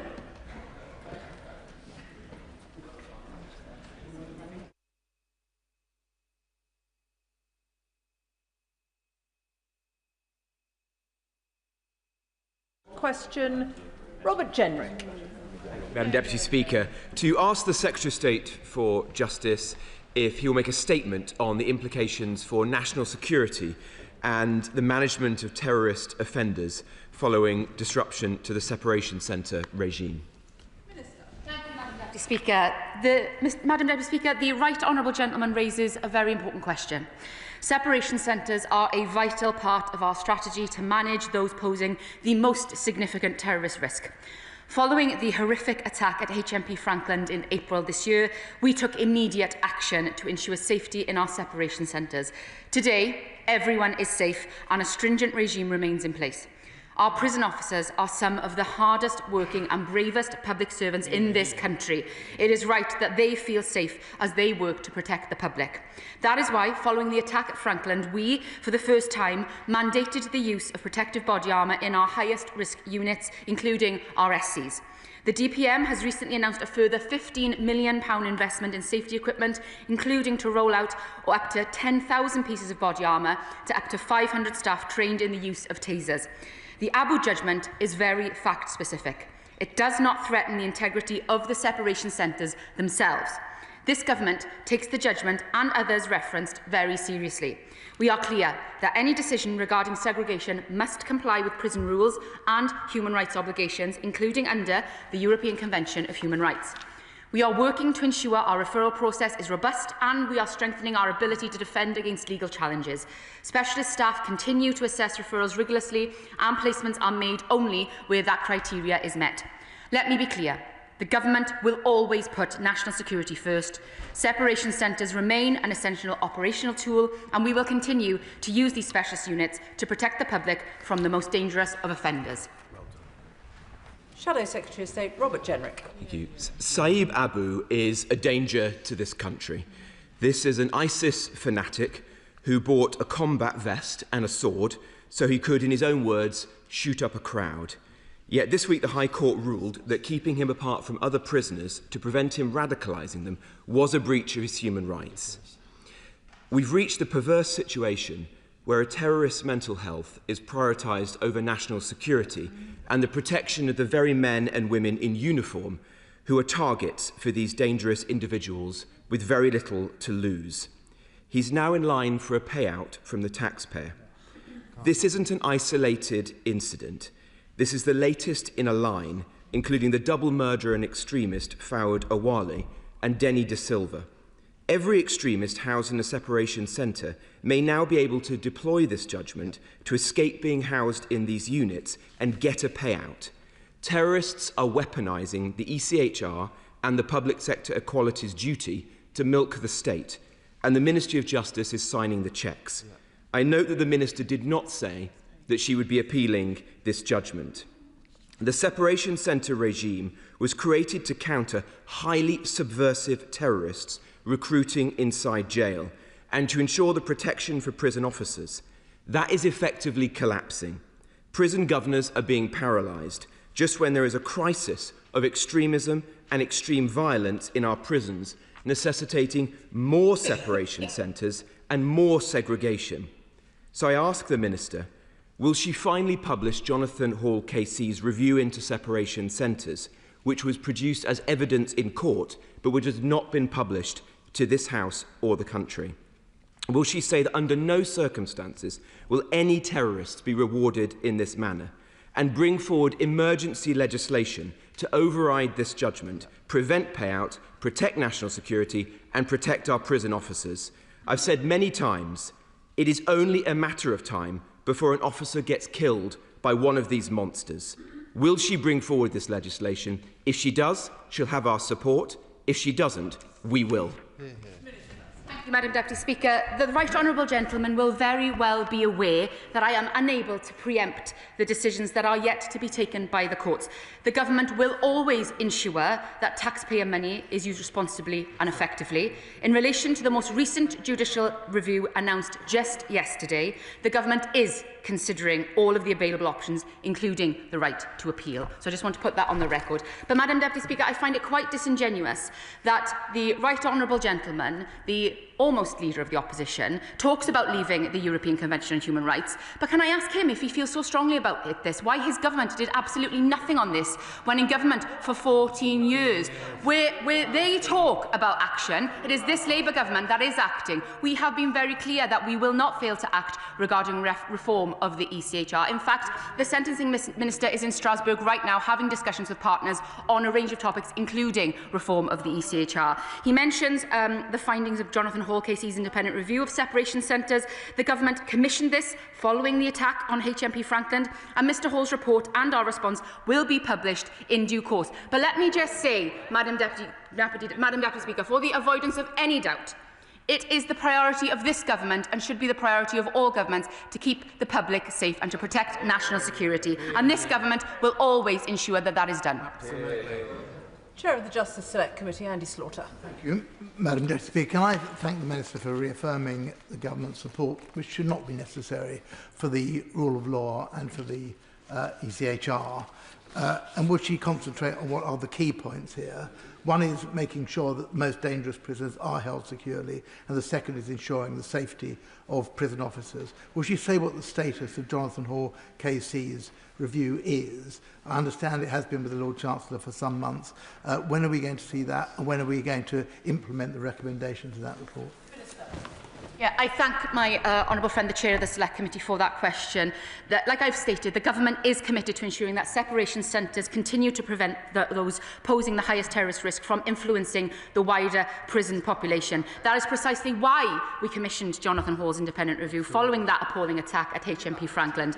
Mr Hall has delivered his findings, which we and the Lord Chancellor are grateful for, and we are considering very closely with the utmost seriousness. We will publish this review and the government response very shortly, but we are taking all relevant steps to ensure that our prisons and our prison staff are safe. Liberal Democrat spokesperson Will Forster. Thank you, Madam Deputy Speaker. What a sorry state of affairs. This case highlights the consequences of an overstretched and under-resourced prison system, including separation centres by the last Conservative government, of which the Right Honourable Member for Newark was a prominent member, who now has forgotten that. Please can the Minister confirm what assessment the Ministry of Justice has made of the decade of Tory underfunding and overcrowding, leaving prisons unable to safely manage violent extremists like we have been talking about today? Can the Minister outline how Abu's own ideology and violent behaviour escalated the need for extreme segregation measures? And finally, violent attacks on prison staff are on the rise. We have seen high-profile cases of prisoners, including one from my constituency of Woking, be accidentally released. So what assurances can the Minister give us as MPs that the public safety and protection of prison staff will be prioritised in the under-resourced prison system that they inherited from the Conservatives? I thank the Liberal Democrat spokesperson for his questions and his constructive way in which he asks them. He is right to highlight the chronic underfunding of 14 years of Tory austerity on our prison service and on our criminal justice system. It is right that if you degrade in your duty to look after our criminal justice system, this sadly is the result of what happens. We are slowly beginning to pick up the pieces of what was left of our criminal justice system when we came into office 18 months ago, but this yet again is just another example of where the previous government have failed to keep us safe, failed to invest in our prison service, and this is the result. Look, we realise that more needs to be done here, and we are committed to doing so. As I've stated, I want to pay tribute again to the brilliant prison staff, prison officers who are working in intolerable conditions in our prisons. We are committed to investing in them, making sure that they are safe, as I've already stated, that effective body armour, that better training. We are listening to them and the governors of the prisons directly as well about what they need, because they are the best people on the ground to identify those needs and that reassurance. We are working with them, and I extend that hand across the aisle to work with him and the party opposite to ensure that we get this right for the sake of everyone. We're into just. Thank you, Madam Deputy Speaker. The European Convention on Human Rights has safeguarded the lives and rights of many people. Can the Minister please tell the House what the Law Society of England and Wales thinks about the opposition's plans to leave the ECHR? I mean, my honourable friend makes a very valid point here. This is a convention who has served in the past the victims of John Warboys, the families of the 97 killed in the Hillsborough disaster, British troops who died in Iraq. It underpins the Good Friday Agreement, and it is frankly quite astonishing that the party opposite, after 14 years of failing to do anything on the ECHR, are seeking for us to withdraw when the only other country to have withdrawn is Russia under Vladimir Putin. Is that the company the party opposite want to keep? We are working to ensure that our referral process is robust, and we are strengthening our ability here to defend against any legal challenges. The specialist staff continue to assess referrals rigorously, and placements are made only when that criteria is met. But to answer his question specifically, the Conservative government, as we've already heard, left our prisons at breaking point. They were at 99% capacity, and the Law Society of England and Wales has stated that the answer to that is not leaving the ECHR. Father of the House, Sir Edward Lee. Well, when it comes to terrorists, I think what's worrying a lot of us is the fact that people are pouring across the channel illegally and there's absolutely no check whatsoever on them. She may not be able to answer this now, but I'd be interested in the state of the law. Surely this is really a very risky thing for our nation, that our enemies could be infiltrating our country in this way. So would it be possible under the convention, the Refugee Convention, to detain all illegal migrants, do full background checks, put them in separation centres or whatever you like, so that we can check that these people are actually safe? No, I thank him for that question. We are working very closely with the Home Office on this and our proposals regarding reform of the ECHR. As the Right Honourable Gentleman knows, we are bringing forward legislation to exactly clarify how Article 8 of that ECHR, that right to a private life, operates domestically in relation to immigration rules, to ensure an appropriate balance between the rights of individuals and the national interest. The Right Honourable Gentleman speaks from a sedentary position regarding Article 3. Again, we are looking at the interpretation of Article 3 so that varied prison conditions or access to healthcare are not a bar to extradition or deportation. I reiterate our commitment that we will do everything we can to keep our national security safe, and I would be happy to write to him with more information and clarification on those points. Nick Smith. Thank you, Madam Deputy Speaker. Can I thank the Minister for her statement? The Frankland attack was awful. Given body armour is crucial for the safety of prison staff, can she please tell us more about the procurement of body armour so prison staff are protected as best as possible, as soon as possible? I thank my honourable friend for that question. It is right that we equip our prison officers with the most robust security and protection possible. That is why we are working with them. We are working with the unions and the governors to ensure that all steps are taken. It is also really important, I want to stress here, that prisoners' mental health needs are taken into account. We have medical staff advising on the placement within separation centres. On the procurement exactly, I'd be happily to write with him on with further details on that, but I want to reassure him that we are doing all we can, working with our prison staff who are working in exceptional circumstances to ensure that they feel reassured and they feel safe. Julian Lewis.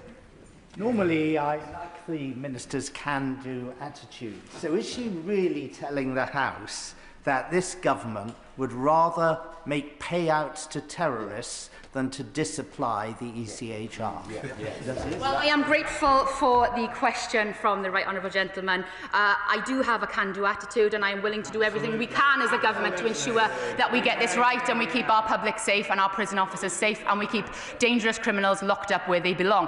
What I can tell him is he will be aware that the legal proceedings are still ongoing. As I reiterate, we are looking at all options available here, including the right to appeal, because we will be as responsible and effective with taxpayers' money as possible.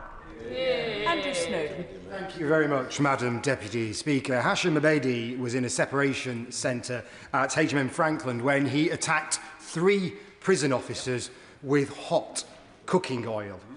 Under these rulings and these interventions on European courts determining the human rights of these convicted and violent terrorists, does the Minister really think it would be appropriate for this individual to be given access to a kitchen? Well, I will not preempt the findings and the outcome of Jonathan Hall's review. But what I will tell him is that we believe in separation centres. They are a valuable tool, as the judgments state. What we are ensuring is that all of our prison officers are kept safe, and once the recommendations are published of Jonathan Hall's review and the government has carefully considered those recommendations, I will happily speak with him and work with him to ensure that they are followed through. James Wilde. Thank you, Madam Deputy Speaker. This terrorist was moved to a separation centre over concerns that he would use his extremist Islamist ideology to radicalise others, yet the ruling says that this move was a breach of his right to a private life under the European Convention. Shouldn't national security and prison officers' safety come first? And will she rule out paying any money to this terrorist? Again, I echo my previous comments. We cannot preempt the judicial decision, and we are looking at all rights to that in terms of appeal here regarding that point. But on the separation centres, look, there is select criteria for prisoners dedicated to going into a separation centre. Prisoners will only be selected if other options have all been considered, and that this is not the case if it is the most desirable location. They are entitled to challenge their selection and raise complaints if needed. However, our priority remains, as I have stated, to the safety and security of our prisons, our prison staff and the general public. Bob Blackman. Thank you, Madam Deputy Speaker. The key issue here is that, of course, making a decision about whether someone goes into a secluded area and kept away from other prisoners is a judgment call. Yes. So what assessment has the Minister made of the implications of this judgment on what will happen to terrorists who should be separated from other prisoners? For that question, look, separation centres were never intended for use with all terrorist offenders. They exist to separate the most pernicious radicalisers, and we are achieving this aim successfully using the current separation centres capacity, which is kept under regular review. We are awaiting the findings of the Jonathan Hall review, and we will be looking at the judgment from yesterday's decision closely to ensure that all steps are taken and that we are working with governors, prison officers to ensure the best steps forward. But we are determined to ensure that prisons are kept safe. Final question, Jim Shannon. Thank you, Madam Deputy Speaker. Can I thank the Minister very much for her answers. And Minister, always trying to be helpful, of course, in relation to it. In Northern Ireland, we've dealt with the spread of extreme forms of paramilitarism within our prisons and have learned that the most hard-line prisoners, their influence easily and completely spreads to those who enter prisons for perhaps petty crime. And we're coming out the other end with hatred that they never felt before.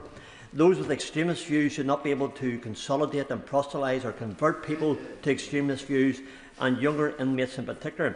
Others have referred to legislative change. Could I ask the Minister, perhaps, because of what we've learned in Northern Ireland, would it be helpful to contact the Prisons Minister in the Northern Ireland Assembly to get their ideas of how they've done it, and perhaps we can be helpful for each other? Thank you. I am grateful to that question and the extension of an offer to help. I will ensure that that is followed up with our counterparts in Northern Ireland. Look, we will follow the evidence and do what works in order to keep our prisons safe. We will assess the risks of any further radicalisation within our separation centres and our prisons to ensure that this is not happening, that anyone with a danger that these individuals pose to extend their views to the prison population or to the public are kept under review. And I look forward to working with counterparts in Northern Ireland to share knowledge and expertise to ensure that we get this right for everyone across the United Kingdom. Can I thank the Minister for her short, sharp answers this morning, perhaps a masterclass for what is to follow. Business questions will run for an hour and no more this morning. I'll allow a few moments for the front bench to swap over.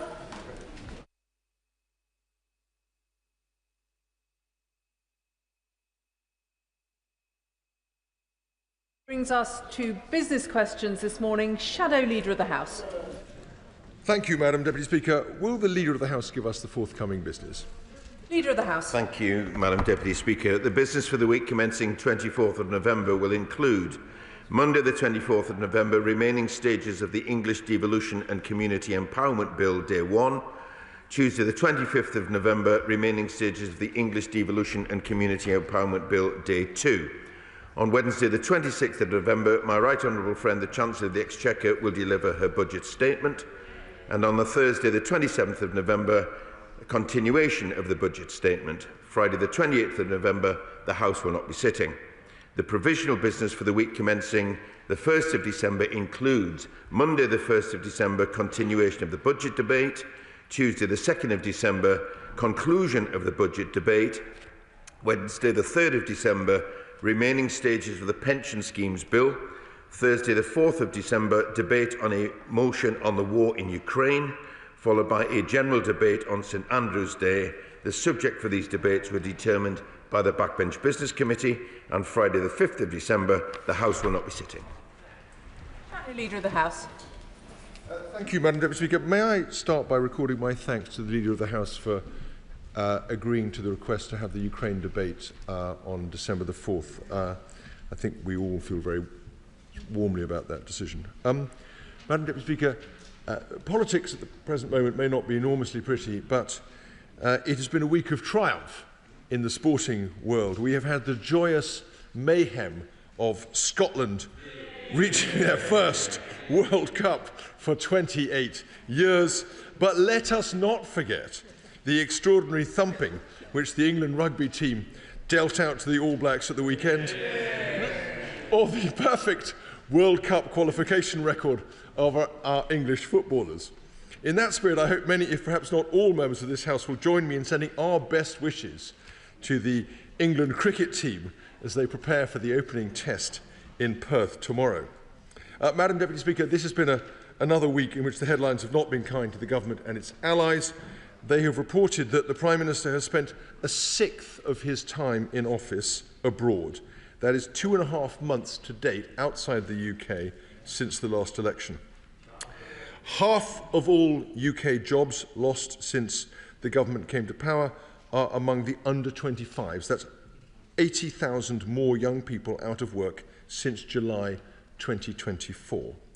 Agency staff brought into work during Birmingham's 8-month-long bin strike by members of Unite have now themselves decided to go on strike. The former Deputy Prime Minister is reported to be planning a leadership bid following last week's speculation about the Health Secretary and last month's unfortunate foray by the Mayor of Manchester. Since Labour took office, the energy price cap has not fallen but risen by £187 to £1,755. Madam Deputy Speaker, I often wonder if the government has forgotten that there is a world outside London and our biggest cities. So in that spirit, I hope I may raise a couple of important issues on which I'd be grateful for the Leader's assistance. The first is local. Last weekend, the village of Lewis Harold in my constituency was devastated by flooding as a result of Storm Claudia. The village was inundated after record levels of rainfall flooded the Dewless Brook, with water levels rising to the highest ever recorded by the monitoring station. The emergency services were called out to help vulnerable residents and houses. Local pubs and other businesses were severely damaged. Many local people have been involved in clearing up the mess, in particular the brilliant Young Farmers Club, but it will take months for the village to get fully back on its feet.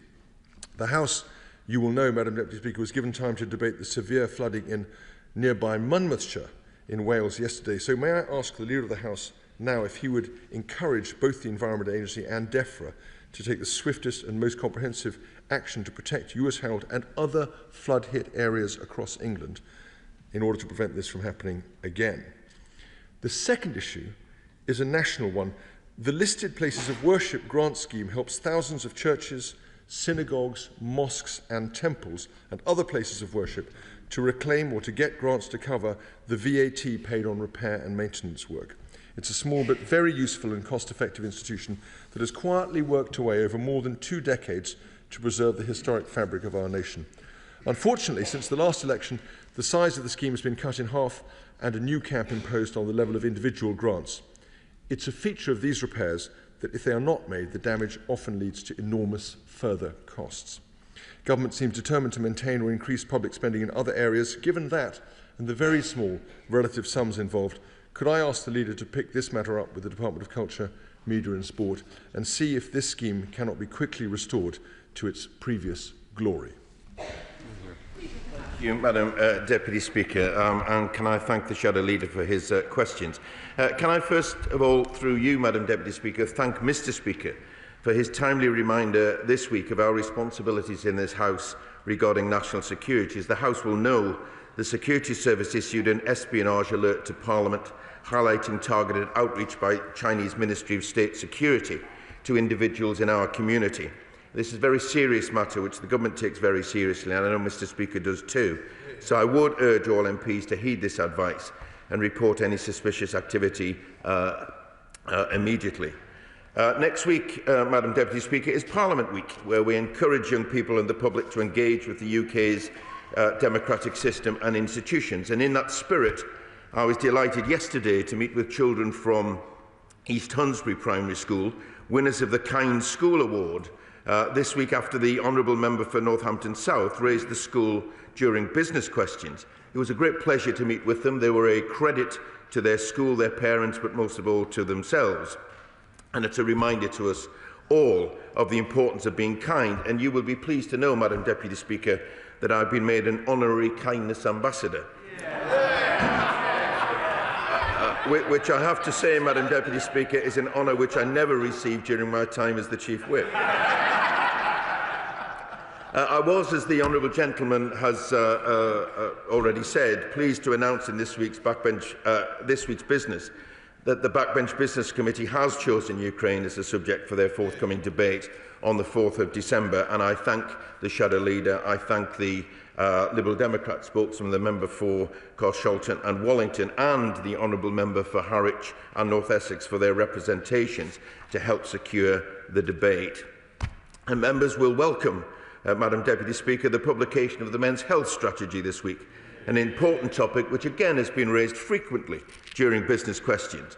The strategy will address the stark inequalities in men's health to create a society where men and boys are supported to live healthier and happier lives. And I would encourage members to engage in the debate later today on International Men's Day. And as the Honourable Gentleman has said, it's been a good week for sport. And I want to congratulate Scotland for qualifying for the World Cup for the first time since 1998. And just remind the House that the only time that a home nation has actually won the World Cup was under a Labour government.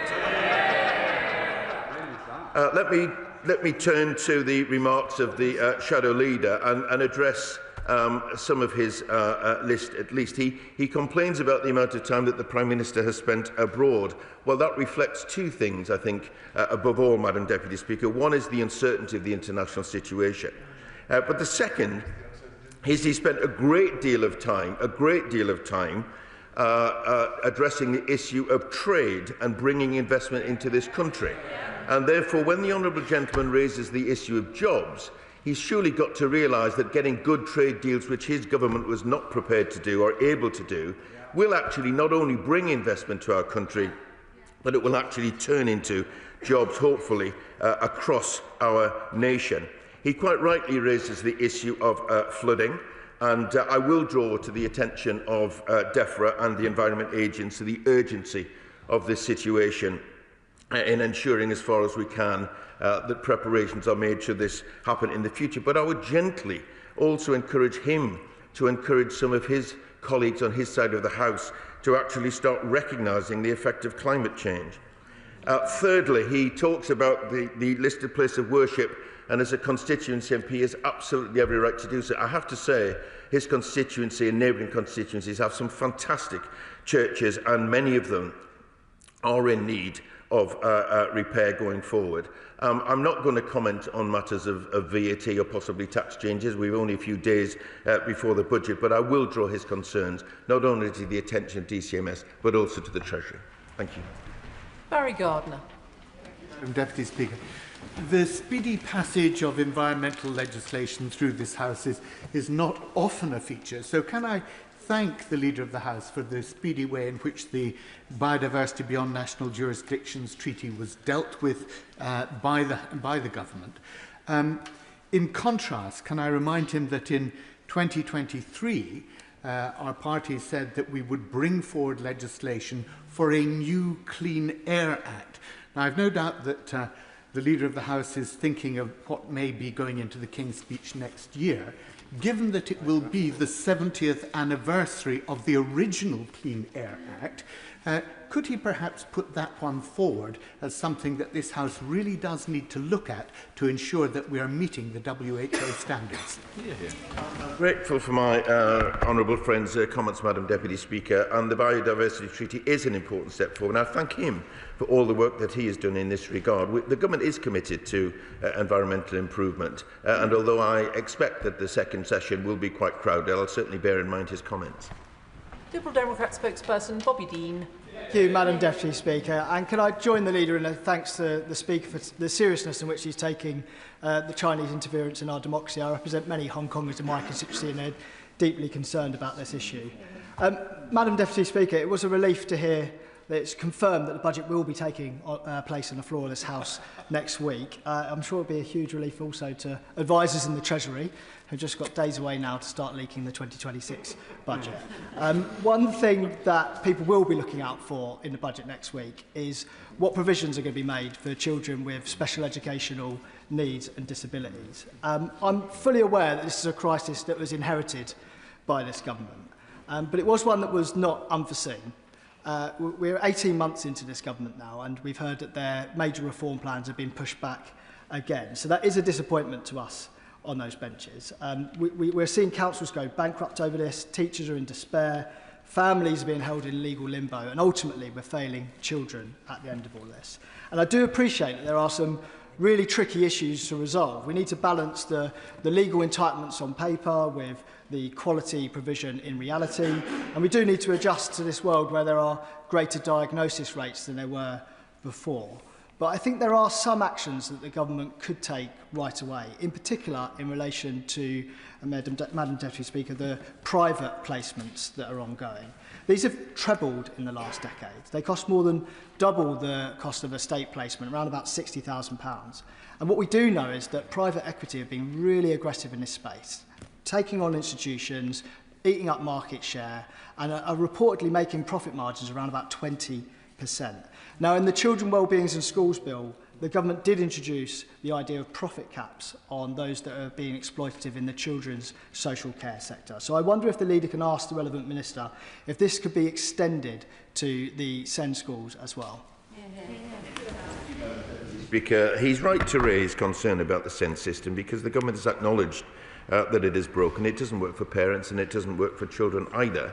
He's also right to say that there were signs that things were not as they should be, but it's one of the many issues that when we came to government we discovered was even worse than we'd anticipated beforehand. I'm not going to comment on what might or might not be in the budget, but I would gently point out that we've already invested an additional £1 billion into SEND. And we're also creating more specialist places in mainstream schools with an additional £740 million on top of the £1 billion. We will be bringing forward the schools white paper. He may wish to keep some of his suggestions to that, or maybe call a debate on it to give further clarity to what he's saying. We're bringing that forward early in the next year. I know it is frustrating. It's frustrating for our constituents as well. But the important thing is we need to work with parents and we need to work with teachers. And it's the most important thing is that we get it right. Where is he writing? Thank you, Madam Deputy Speaker. On that note, since being elected, the number of constituents who've raised difficulties and delays in the SEND system with me has been staggering. So I asked my constituents to fill in my SEND survey online so they can feed in to the government's schools white paper. That survey now has 250 responses, which I think shows the extent of the problem. So will the Leader of the House join me in thanking those parents in Kettering, but across the country, who are using their own experiences to feed in to this government's mission to fix a broken system we inherited? Very pleased to do that, Madam Deputy Speaker, and I would like to thank everyone who has responded to my honourable friend's survey. That is the way, one of the very best ways of getting information from parents, and the scale of that demonstrates the scale of the problems in the system. But I also want to pay tribute to her for the work that she has done on this issue. As I said previously, we are committed to creating a SEND system which truly works for children and for parents. As the white paper comes forward, I'm sure my honourable friends' constituents' comments will be reflected in that process. Chair of the Backbench Business Committee, Bob Blackman. Thank you, Madam Deputy Speaker, and I thank the Leader for announcing the business for the 4th of December in the Chamber. I understand that there is a potential that the House may suspend for a period of time because of a state visit. So I would ask, could he give consideration for protected time, because these are two very heavily subscribed debates. Also, if you can give us an indication as to whether we'll get the 11th of December in the Chamber, because we're now in the position whereby, with our backlog of debates, if we have every Thursday between now and the Easter recess, we can fill every single debate. I note that the House rose very early yesterday, and if the government is having a problem with business, we can always put on debates to allow colleagues from the backbenches to debate what they wish to debate in government time. If we're given Thursday the 18th of December, it will be the traditional pre-recess adjournment debate for Christmas. The business in Westminster Hall next week on Tuesday the 25th will be a debate on potential impact of immigration reforms on humanitarian visa routes. And on Thursday the 27th, there'll be because of the budget debate in the Chamber, there will be a Select Committee statement from the Business and Trade Committee, followed by debates on the impact of extended producer responsibility for packaging, followed by a debate on protecting children from domestic abuse. On the 2nd of December, there will be a debate on the adequacy of funding to support homeless people, and on the 4th of December, a debate on comprehensive acquired brain injury action plan, followed by a debate on seafarers' welfare. Now, Madam Deputy Speaker, today is the 80th anniversary of the start of the Nuremberg trials. And earlier this week, we had a very good briefing at the All-Party Parliamentary Group for the Holocaust Memorial and Education Centre from Adam Wagner. He's a renowned human rights lawyer. 24 Nazis were put on trial, and the trial lasted for 11 months. At the end of that, 22 of them were sentenced to either very long-term prison sentences or death. 2, amazingly enough, were acquitted. So it would be, I think, very helpful if we could have a statement from the Education Secretary on incorporating the business of the Nuremberg trials into the national curriculum, because this was the first time when human rights law started to come to the fore, particularly on war crimes and crimes against humanity. So I would ask the Leader, could he arrange for that to happen? Thank you, Madam Deputy Speaker. I certainly welcome the honourable gentleman back to his place and thank him for raising these important matters. On the later matters that he raises, the Nuremberg trials do mark a reassertion of justice, human rights and accountability, and the 80th anniversary is a stark reminder of the need to commit to international criminal justice, and it is one of the government's top priorities in supporting the international legal order. I'll give consideration to what he says about a statement, but also make sure that the Secretary of State for Education is aware of the honourable gentleman's comments. On the question of protected time, I would certainly give consideration to that. He knows that I'm sympathetic to that. I don't think it's appropriate in every occasion, but I do think it's sympathetic should the House be adjourned for any, suspended for any particular reason. And I'll let him know about the 11th of December at the earliest opportunity. But just let me gently say to him, yes, of course, this week has been a little bit up and down in terms of the hours and the debates and the statements that we had. It's always a slight difficulty in getting balance into that, but it's not a problem for the government and its business. It's a problem for the opposition. If they can't turn up in numbers to hold the government to account, what are they doing? Chris Hinchliffe. Thank you, Madam Deputy Speaker. Nearly 2/3 of the land in our country is owned by a handful of aristocrats, oligarchs and bankers who often hide their wealth in trusts and corporations which never die. So can we have a debate on how we may raise more revenue from these ultra-rich landowners and so afford some more generous proposals on agricultural property relief for the farmers who are essential for our food security, nature restoration and climate action? I'm grateful for my honourable friend in raising this issue and join with him in acknowledging the vital work that farmers do, which is one of the reasons why we're investing £5 billion over 2 years into the farming budget. I'm not going to preempt the budget, and therefore I would say, having just announced 4 days of budget debate, I'm sure that my honourable friend will wish to raise these points and amplify these points during that time. Clive Jones. Thank you very much, Madam Deputy Speaker. Brain tumour research state that 1 in 3 people are likely to know someone with a brain tumour. That could be our friends, family or constituents. Brain tumours are a cruel disease, and yet drug development and research has stagnated, denying patients access to life-saving treatment.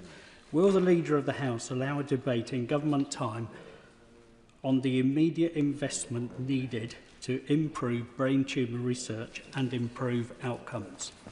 Thank you, Madam Deputy Speaker. I'd invite the honourable gentleman to request a debate, either an adjournment debate or a backbench business debate, because I think what that will illustrate is not just from a constituency point of view, but how many of us have been affected personally or family or friends with the terrible consequences that can arise from brain tumours. The government is absolutely committed to doing as much as they can in this regard, not least through the 10-year health plan. So I think the debate would be a great opportunity, not just to hear about the problem, but to hear about what the government's intending to do about it. Kirstine Sullivan. Madam Deputy Speaker. Churches are the bedrock of our communities and play a particularly strong role at the heart of our villages. St Philomena's Church in Winchborough has been a centre of spiritual, community and cultural life for 100 years and celebrated this milestone with a special Mass led by Archbishop Leo Cushley on the 26th of October. Will the Leader of the House join me in congratulating Father Deacon, Father Henderson and Deacon Robertson, as well as the congregation of St Philomena's, and wish them all the best for the years ahead? Speaker, I will join with my honourable friend in congratulating Father Henderson, Deacon Robertson and the parishioners of the venerable parish of St Philomena. As she rightly points out, places of worship provide a variety of services, often above and beyond the religious purpose in the strictest sense that they are there for. They're at the very heart of our local communities, and I wish them well for the next 100 years. Julian Lewis. Last Thursday, there was a heavily subscribed debate in Westminster Hall about the terrible problem of rogue and con men builders who fleece people of thousands upon thousands of pounds for work never completed and often not done at all. May we have a statement from an appropriate minister on the need to consider criminalising this process whereby people are robbed of their money but told afterwards that it only constitutes a civil offence? Thank you, Madam Deputy Speaker. The Right Honourable Gentleman raises a really important matter, and he will know, having been in this House for quite some time, it's a perennial problem. I will draw it to the attention of the Minister and see whether a statement or perhaps he might wish to seek a debate on these matters. David Burton-Sampson. Thank you, Madam Deputy Speaker. At this time of year, the fireworks debate always rages. As a dog owner, I too share the views of my constituents in Southend Western Lee that we need safer, more controlled firework legislation, not just for the sake of animals, but for people too. I recently met with the Fireworks Impact Coalition, who are also calling for a review. Will the leader grant a debate in government time to discuss this important issue further? I thank my honourable friend for raising this question. He isn't the first member to raise it with me, particularly over the last few weeks. As he knows, it's not just a question of the run-up to bonfire night, but we're approaching end-of-year celebrations as well, and pet owners will once again be worried for their pets. It's important that measures are proportionate with regard to fireworks, but it is such a big topic for MPs. I do think if he was to get a debate on this, he would find it particularly well attended. Vera Hobhouse. Deputy Speaker, today I'm speaking on behalf of one constituent, but there are many similar examples. This constituent, who doesn't want to be named because to protect herself, is losing out quite substantially financially because the child maintenance service is failing to enforce the regular payments she is owed. The non-resident parent makes one partial payment after another and then simply defaults again. The CMS has the necessary powers but is not using them effectively to stop this cycle. So can we have a debate in government time on how the CMS can actually enforce timely payments of child maintenance? Speaker, the Honourable Lady raises an issue which again is a fairly constant matter in our constituency postbags and inboxes. The CMS is committed to ensuring that separated parents support their children financially and that powers should be used, but in all too many cases, as she alludes to, that isn't happening. So I will raise it with the appropriate minister if she lets me have details in confidence and see if we can resolve the matter. Dave Robertson. Thank you, Madam Deputy Speaker. This weekend, a very special service will be leaving the station at Chasewater Railway in Burntwood in my constituency. The Hospital Santa Special Charity Trains are a Christmas service for seriously ill children offered completely free of charge. This year, 1,300 kids and their families are expected to attend. So can I ask if the Leader of the House will join me in congratulating Chasewater Railway, their trustees and their fantastic volunteers for the wonderful work that they're doing, spreading the festive spirit. I'm happy to do so, Madam Deputy Speaker, in congratulating Chasewater Railway for spreading this joy this holiday season. He talks about a huge number of people that will be part of that, and I thank Chasewater Railway for that. But of course it happens, these initiatives happen, not just because of the rail, but the volunteers that play their part. So I want to place on record our thanks to them and indeed volunteers across the country. Wendy Morton. Deputy Speaker, this week the Birmingham bin strike escalated further, and now even the agency workers who've been keeping a minimal service going have voted to join the strike from the 1st of December. I did raise this with the Leader of the House previously. I've been promised a statement, but the situation has only gotten worse since then. So can the Leader assure me that we will get that statement before this new wave of action begins to take place next month? Thank you.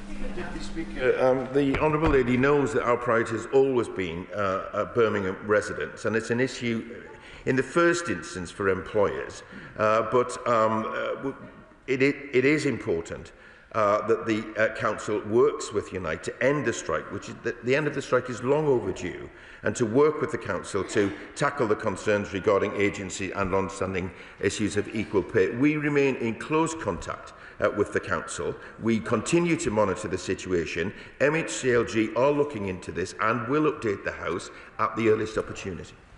Ms Twist. Thank you, Madam Deputy Speaker.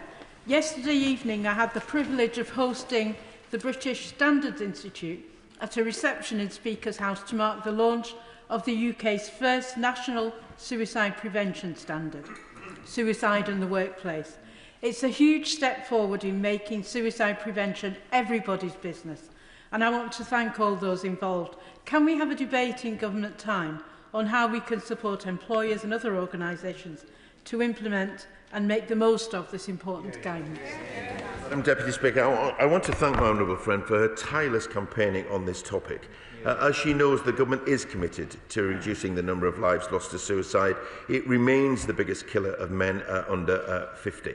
And we have announced investment in suicide prevention projects for men as part of the first ever men's health strategy for England. I think her concerns will be shared across the House, and I would suggest that she should call for a debate in Westminster Hall. Thank you. Dave Dugan. Because I don't understand the mindset of an absent parent that would try and renege on their financial responsibilities to support their children. Neither, it seems, does the CMS understand their mindset either, because one of the manifold issues with the CMS is absent parents reneging on the payments, then they start the payments, then they stop the payments, then they start the payments, and the CMS resets the clock every time.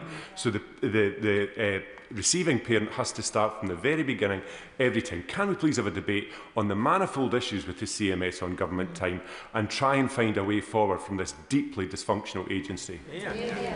Much indeed, Madam Deputy Speaker. I will draw the honourable gentleman's comments to the attention of ministers, because as he's just heard, it's the second time that it's been raised this morning. He wished to initiate such a debate, however, because as I suggested before, concerns are shared, I'm sure, across the House. Nick Smith. Madam Deputy Speaker, coal miners powered our great country in the 20th century. They need justice in this century with their pensions. Labour put right the mine workers' pension scheme, but parity is needed for the British Coal Staff Superannuation Scheme. Can the Leader of the House please ask the Treasury for a statement on pension justice for our mining communities to right this historic wrong?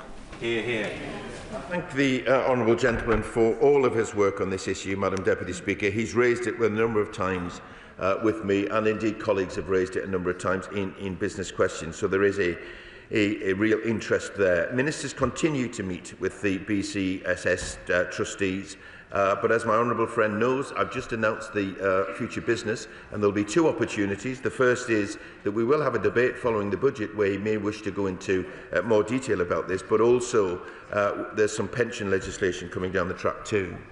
Andrew Rossendale.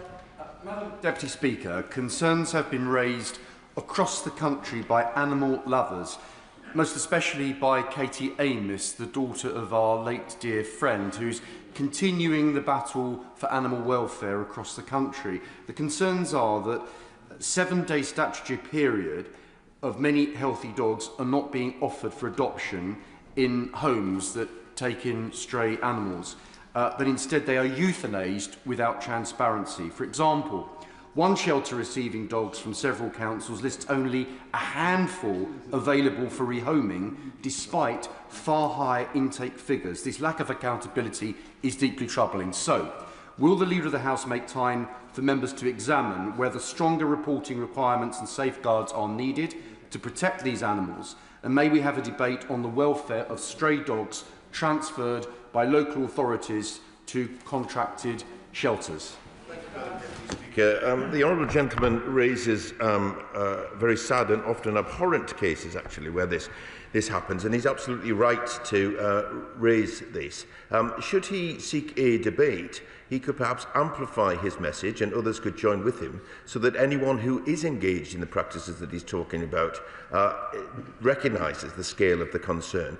And if they can't change their, the way in which they work or the way in which they operate, then the government will need to consider whether or not legislation is adequate. Chris Bloor. Jerry Marsden has been collecting for the Poppy Appeal in Redditch for 40 years. Since becoming the Poppy Appeal organiser, he has helped to raise over £500,000.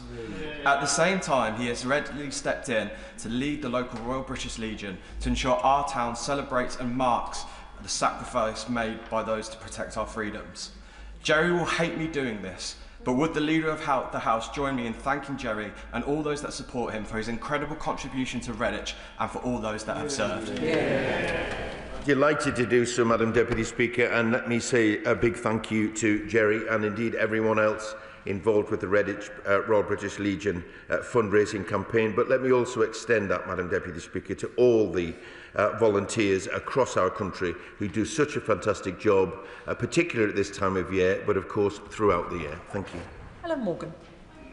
Deputy Speaker, my constituents are no strangers to flooding, whether that's from the Rivers Severn and Vyrnwy in villages like Melverley, or from surface water or inadequate infrastructure in Gabowen and Hadnall. But the Environment Agency says that another 1,600 properties in my constituency will be vulnerable to surface water flooding by 2050, and the Planning and Infrastructure Bill has failed to address flooding or climate change at all.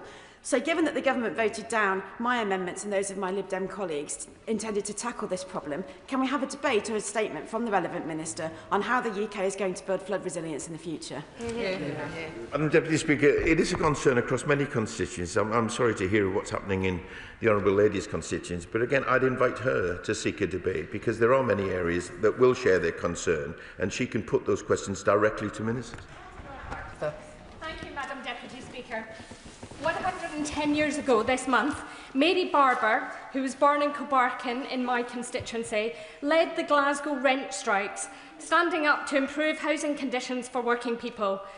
The legacy of that strike gave us the Rent Restrictions Act, a landmark safeguard that shielded tenants from exploitative profiteering right up until the wave of Thatcher-era deregulation. Will the Leader of the House join me in recognising Mary's legacy and also perhaps calling out the SNP government in Holyrood for undermining it, with 13 councils across Scotland now forced to declare a housing emergency and 10,000 children in Scotland left stuck in homeless accommodation? Thank you very much indeed. I will join my honourable friend in recognising the important legacy of Mary Barber. I would invite her perhaps to seek an adjournment debate in which she could not only highlight the housing emergency which she refers to in Scotland, but she might also want to put on record that Scotland has secured a record funding settlement this year, and therefore they should be held to account for that. Vickers. Thank you, Madam Deputy Speaker. Yesterday I attended the drop-in session in aid of those who suffer from Huntington's disease.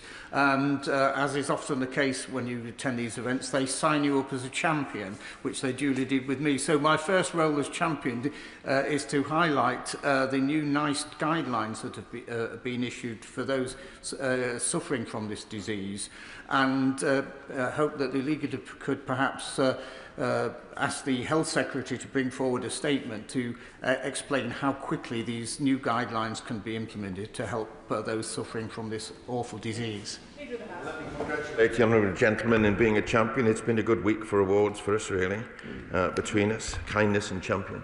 Huntington's disease is a terrible disease, and it's fantastic work by people across communities that have kept this in the mind's eye, and also that NICE guidelines are addressing that.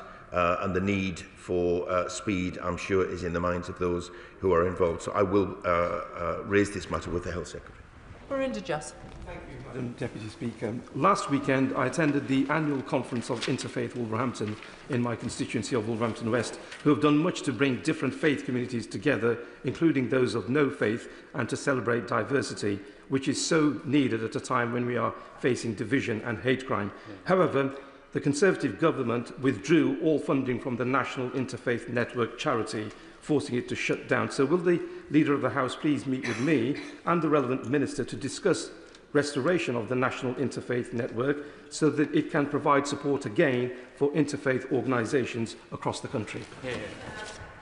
Madam Deputy Speaker, interfaith relations are absolutely vital for strong and cohesive communities, and last week was Interfaith Week, a chance for communities to come together and celebrate different faiths and beliefs. I will make sure that ministers have heard my honourable friend's specific concerns, and of course I'm always happy to meet with them. Tessa Munt. Madam Deputy Speaker, I'd like to return, if I may, to the listed places of worship scheme. And although departmental policy is to keep grant funding records for 7 years, the Department for Culture, Media and Sport uses grant records only for the last 3 years since 2022, as only that data is considered reliable. I wondered if the Leader of the House will... he will know that the backbench business debates are taken until the next King's speech, and there's a massive queue for Westminster Hall and adjournment debates, but in hope and endless optimism, I might ask him for a debate about financial record keeping, as neither the Secretary of State nor the Treasury can possibly assess the value and importance and impact of schemes like this if they've no idea where the money's gone, and because record keeping is so poor, or it's inaccurate, or the records have been lost. Madam Deputy Speaker, I accept that the backbench business list is long, but adjournment debates are chosen frequently, and I would encourage colleagues to request them and see where they get to. But again, as I mentioned before, Treasury matters are things that she may wish to raise in the budget debate. She doesn't need wait for an adjournment debate. She could raise matters in the budget. Maya Ellis. Madam Deputy Speaker, Preston-based Keytech in my constituency is a British-based and owned technology and engineering company which employs around 50 staff and provides the live update data and displays for almost 80% of all UK rail passenger journeys, including much of the London Underground. Their biggest competitors, Hitachi, Siemens, etc., are all foreign-owned, but when I visited the company last week, their chief executive, Denise Lawrenson, shared that in a recent meeting she'd had with DFT officials, she was advised that while buying local is encouraged in government procurement, there is no firm accountability, leading to many contracts still going abroad rather than investing in British companies and British growth. Would the leader join me in congratulating this brilliant northern tech company on their 26 years of innovation and keeping the UK moving? And might he consider a debate on how this government can put British SMEs at the heart of our growth plans? Thank you, Madam Deputy Speaker. I do join my honourable friend in thanking Keytech for their contribution over so many years, and I also thank her for her assiduous work for her constituents and for businesses in her constituency. We have consulted on further procurement reforms to boost domestic supply chains and create more opportunities for local businesses. She could seek a debate on this, but as I'm busy doing to many of the questions today, Madam Deputy Speaker, is to say we've got 4 days of budget debate in which some of these issues will be particularly relevant. Thank you. Thank you very much, Madam Deputy Speaker. The 1st to the 7th of December is Crohn's and Colitis Awareness Week, being run by Crohn's and Colitis UK on raising awareness and generating conversations about what it's like to live with the condition. Many members in this House will know people, and they will most certainly have constituents who suffer with this condition that will never talk about it because of the stigma about talking about things relating to our bowels. Most people dismiss it as an irritable bowel or something to do with diarrhoea, when in fact it is crippling internal ulcers that generate internal bleeding and blood clots. I have watched my brave wife battle this condition for over 10 years, including 2 life-changing surgeries, the last of which required 9 hours in theatre. This is a disease that is crippling, is debilitating, and awareness is still sadly very low on it. So would the Leader of the House be willing to work across government to look at how, yes, we in this House, but how the government can work with Crohn's and Colitis UK on their Awareness Week so that we can all play our role in raising awareness of what this condition really is? Grateful, Madam Deputy Speaker, for the way in which the honourable gentleman has raised this. He's absolutely right to bring this to the floor of the House. It is a really debilitating condition, and it will affect a large number of people across our constituencies. I will join with him in any way that we can to work cross-party in order to highlight that during that week. But also I think it's, at this point, I'll offer a meeting with ministers, actually, so that you can speak to them directly, not just about the scale of the problem, but also about what we're doing to tackle it. Conor Rand. Thank you, Madam Deputy Speaker. My constituent Naomi was a victim of extreme online stalking, slander and harassment for several years, which had a profound impact on her mental health. And despite the perpetrator pleading guilty, it took 3 years until they were finally sentenced to prison last month. The ordeal has shattered Naomi's faith in our criminal justice system. So could we have a debate in government time for support for victims of online stalking and harassment? Thank you, Madam Deputy Speaker. Can I thank my honourable friend for raising such an important issue and to say our thoughts are with Naomi and many others who find themselves in this terrible situation. We have introduced measures to tackle stalking. We're currently undertaking a review of stalking legislation to ensure that it is fit for purpose, and our violence against women and girls strategy will also cover online and offline stalking as well. And if my honourable friend seeks a meeting with ministers to look into this further, I'm sure he'll be successful in getting one. Ellie Chowns. Thank you, Madam Deputy Speaker. The UK is coming under intense scrutiny at COP30 for saying one thing in public but doing the opposite in private by apparently blocking progress on the Belém action mechanism to secure fossil-free jobs, to secure workers' rights, communities and our planet. And this is despite the Prime Minister, his statement to COP saying, literally, the UK is all in on embracing opportunities. So can we please have an urgent debate on how a shift in the backroom position of the UK could unlock negotiations, rebuild trust and align the government's actions with its public commitments? Thank you.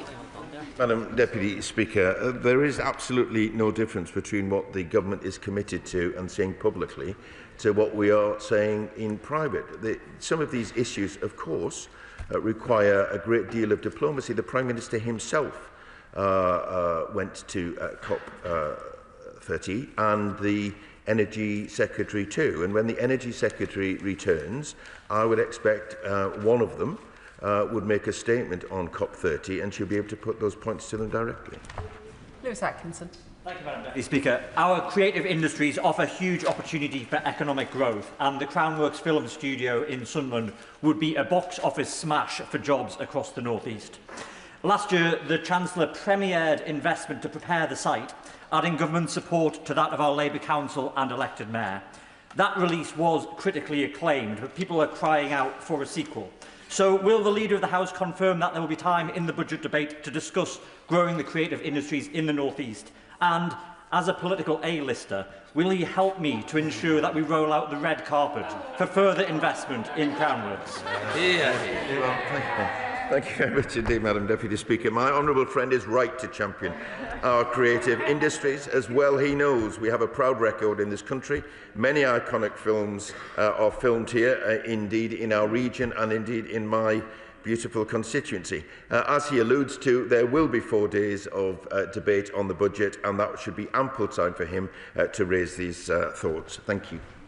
Matt Vickers. Thank you, Madam Deputy Speaker. Stockton's Labour Council have made the decision to close 11 play parks, taking away precious facilities from children in Long Newton, Ingerby Barrack and Bishopsgarth. This is despite charging council tax amongst the highest in the country and spending £300,000 on an opening party for their urban park. Yes, £300,000 on a party. Will the leader grant a debate on the benefits of player parks and the need for councils to spend taxpayers' money with respect?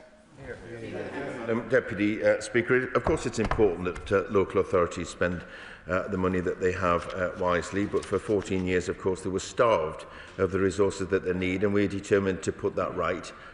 He is a loud voice for his constituency. I'm sure that if he was to seek an adjournment debate, he could amplify it even further. Natalie Fleet. Thank you, Madam Deputy Speaker.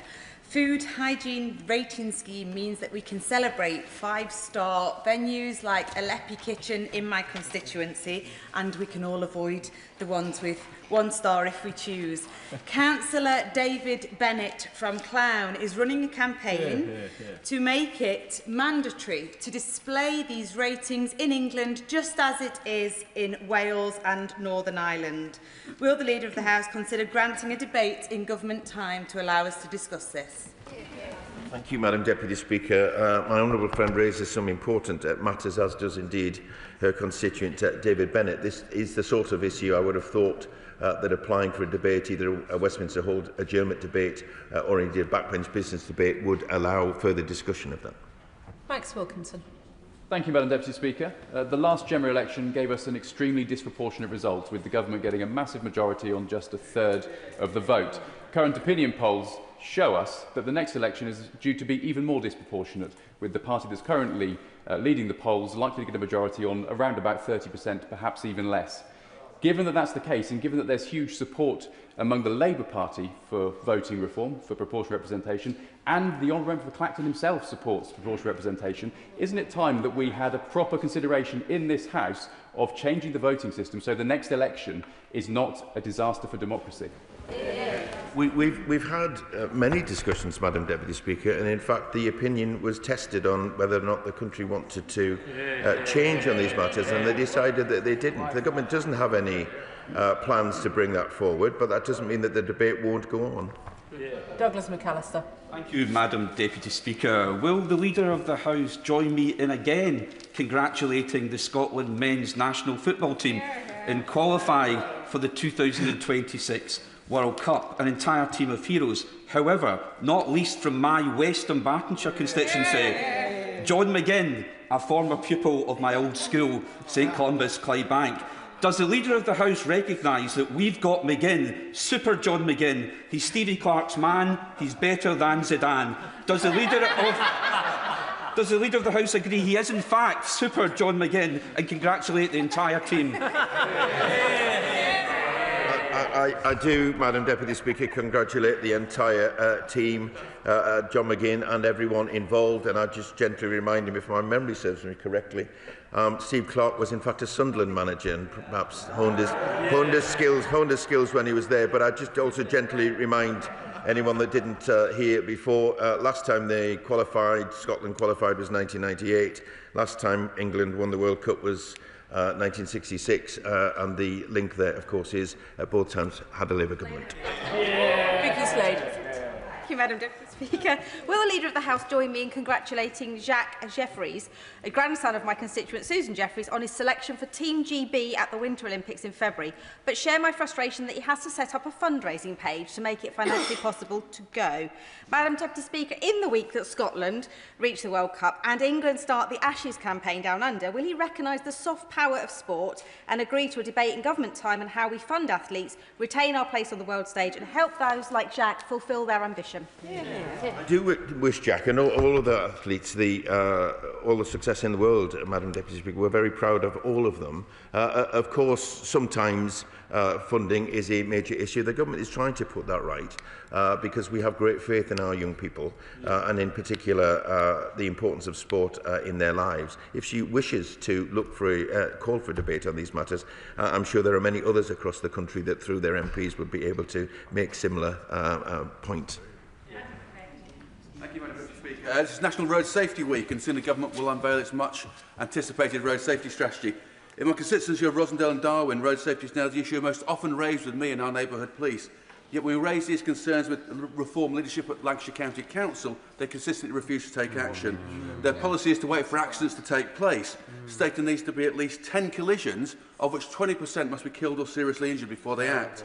This flies in the face of common sense as an insult to our residents that see close calls and near misses every day. We must listen to our communities, and I've been calling on the leadership of Lancashire County Council to work with me on this, but so far they refuse to even meet. Road safety should be above local politics, and so would the Leader of the House agree to a debate in government time on this important matter? Deputy Speaker, I thank the honourable friend for raising this question, which is timely, in Road Safety Week, and also thank him for all the work that he does on behalf of his constituents. Lancashire-led reform-led Lancashire Council comes up quite frequently, Madam Deputy Speaker, and as I've said before, but I'll repeat, it does appear that they've over-offered and they are under-delivering. If they won't meet my honourable friend, which I find astonishing actually, because whoever the leadership in the local authority is, they should be meeting with MPs. If they won't meet with it, I'm sure a Transport Minister will. Victoria Collins. Thank you, Madam Deputy Speaker. 12-year-old Holly Goodwin from Margate last week won her category of age in the trampolining and tumbling championships in Pamplona in Spain for Great British Gymnastics. Like my honourable friend, her family had to raise money for her to go there because they don't get funding until she's 18. Will the Leader of the House join me in congratulating Holly, but also help me to secure a meeting with the Minister to see how we can support young people in sport, especially young girls and women?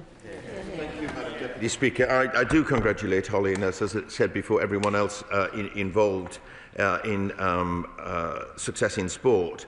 So there's two from the same side of the chamber, so that's the beginnings for perhaps a debate. But actually, she raises an interesting point. I think ministers will be available to meet with the honourable ladies so that they can raise these issues with them directly.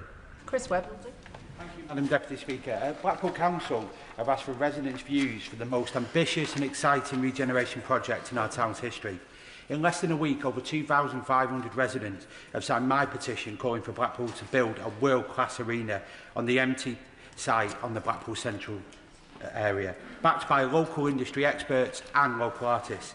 A venue like this could hold major concerts, e-sport tournaments and international sporting events and secure Blackpool's legacy as a destination for world-class entertainment. Does the Leader agree with me that a project of this scale could be transformational for my hometown, which is in desperate need of an economic boost to tackle the highest level of deprivation in a place in this country?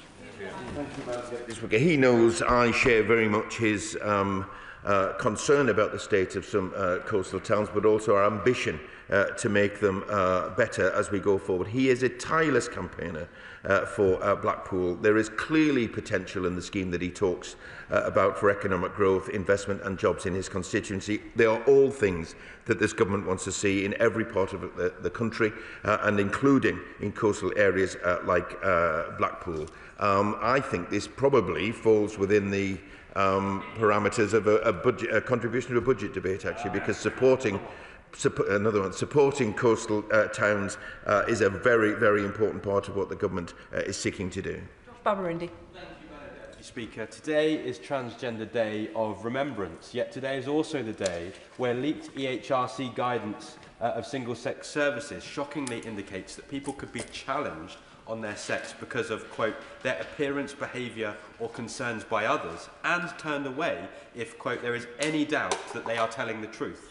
This would unacceptably result in trans, non-binary and potentially anyone being questioned because of how they look and would be unworkable for businesses and service providers. So will the government commit to putting a workable and inclusive proposal before this House so that Liberal Democrats can protect hard-won rights and dignity? Speaking, before I answer the question, may I just wish the honourable gentleman all the very best wishes, having got engaged this week, indeed in this very chamber. The government respects the court judgment. This is a serious matter. There clearly are different views on this, but the government is absolutely committed to bringing forward proposals at the earliest opportunity and giving the House an opportunity to discuss them. Last week saw a big day for Rochdale and a big day for Greater Manchester as building works began on a world-leading research centre, which is the Sustainable Materials and Manufacturing Centre in Kingsway Business Park, backed by £15 million of this government's money. Does the Leader agree that this proves that the government's industrial strategy can boost the jobs and apprenticeships of the future to help towns like mine that have got a proud manufacturing past and present? Much indeed, Madam Deputy Speaker. I certainly agree with my honourable friend. This kind of investment speaks to the strength of our industrial strategy, which the whole of government is focused on delivering. He's absolutely right to draw attention to how the strategy is unlocking opportunities for young people in every part of the United Kingdom, and I'm sure he will amplify the success of investment and the new manufacturing centre, what it means for Rochdale and beyond. Thank you.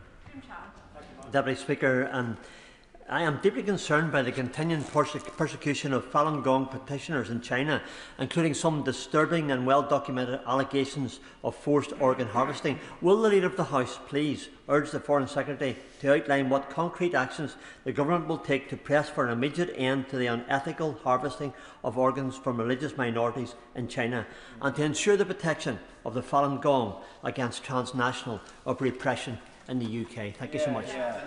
Speaker, can I thank the honourable member for raising such a serious and unreported issue, because as ever he's a real champion for religious minorities, and I commend him for his commitment to that cause. He knows that the government is committed to defending freedom of religion and belief for all. The environment for freedom of religion and belief across China is restrictive and includes persecution of Falun Gong, both in China and overseas. We do continue to monitor the situation and review evidence.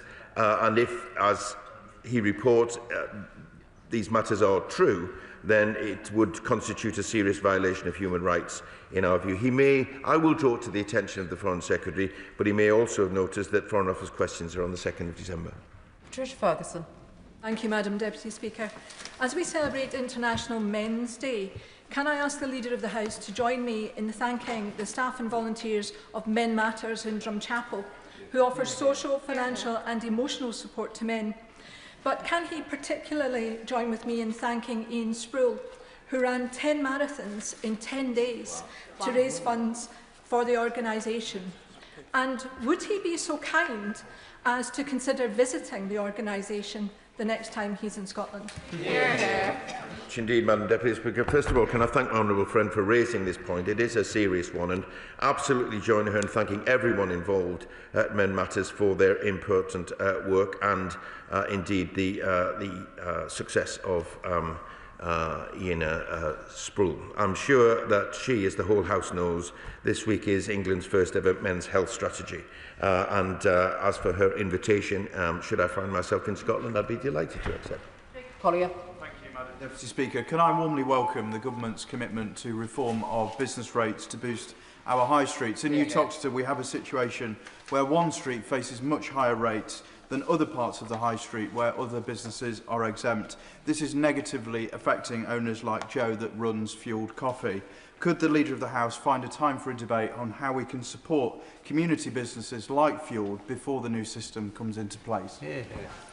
Deputy Speaker, the Government is absolutely committed to supporting local businesses and local high streets, which is why we are seeking to protect high streets by creating a fairer business rate system. He will know that at the end of this month we will mark Small Business Saturday, giving us the opportunity to further celebrate the small businesses in our communities. Should he seek to raise this matter either through a debate of his own or indeed through the budget, then I'm sure it will be a popular topic. Mark Sewards. Thank you, Madam Deputy Speaker. Like my honourable friend, the member for Southend Weston Lee, who's no longer in his place, my inbox is filled to the brim with emails about fireworks. Now, when enjoyed as part of professional displays, as part of national holidays, they can be absolutely magnificent, but my constituents are concerned that they're actually being deployed well outside of normal hours and well outside of holiday times. So on behalf of my constituents, those with PTSD, those with autism, veterans and families with pets that have all contacted me, can I press the Leader of the House for an urgent debate on this issue, on the need to update firework regulations for the modern era? Deputy Speaker, the honourable gentleman is right to raise this issue. He's not the first today, and he's certainly not the first over the past few weeks. This is an important matter, particularly at this time of year. It is true that there are rules around the use of fireworks, but as we all know, they're not always kept to. So this would be a popular topic for debate, judging by the number of people who raise it with me. As I suspect, it's an important question on Scottish football. Richard Baker. Thank you, Madam Deputy Speaker. Will my right honourable friend not only join me in congratulating the famous and heroic Scottish football team on their qualification for the World Cup this week, but also the charity Five Gingerbread in my constituency, who this week were also successful as finalists in the Centre for Social Justice UK Charity Awards, recognised for their stargazing strategy and brilliant work to tackle child poverty and promote employability for lone parents. So will he consider allocating time for Parliament to debate how we can best support the vital work of third sector organisations in providing employability programmes? Mr. Speaker, I certainly join him in congratulating the Scottish football team. For the first time since 1998, qualifying for the World Cup, and in case he needs reminding, there was a Labour government then too. I'll absolutely join my honourable friend in congratulating Five Gingerbread Charity for making it to the Charity Award finals, and I want to thank them and volunteers across, charities and volunteers across the country for the vital work that they do to support families and in tackling child poverty. And I thank the Leader of the House for his responses this morning. There will be a few moments for the front benches to swap over.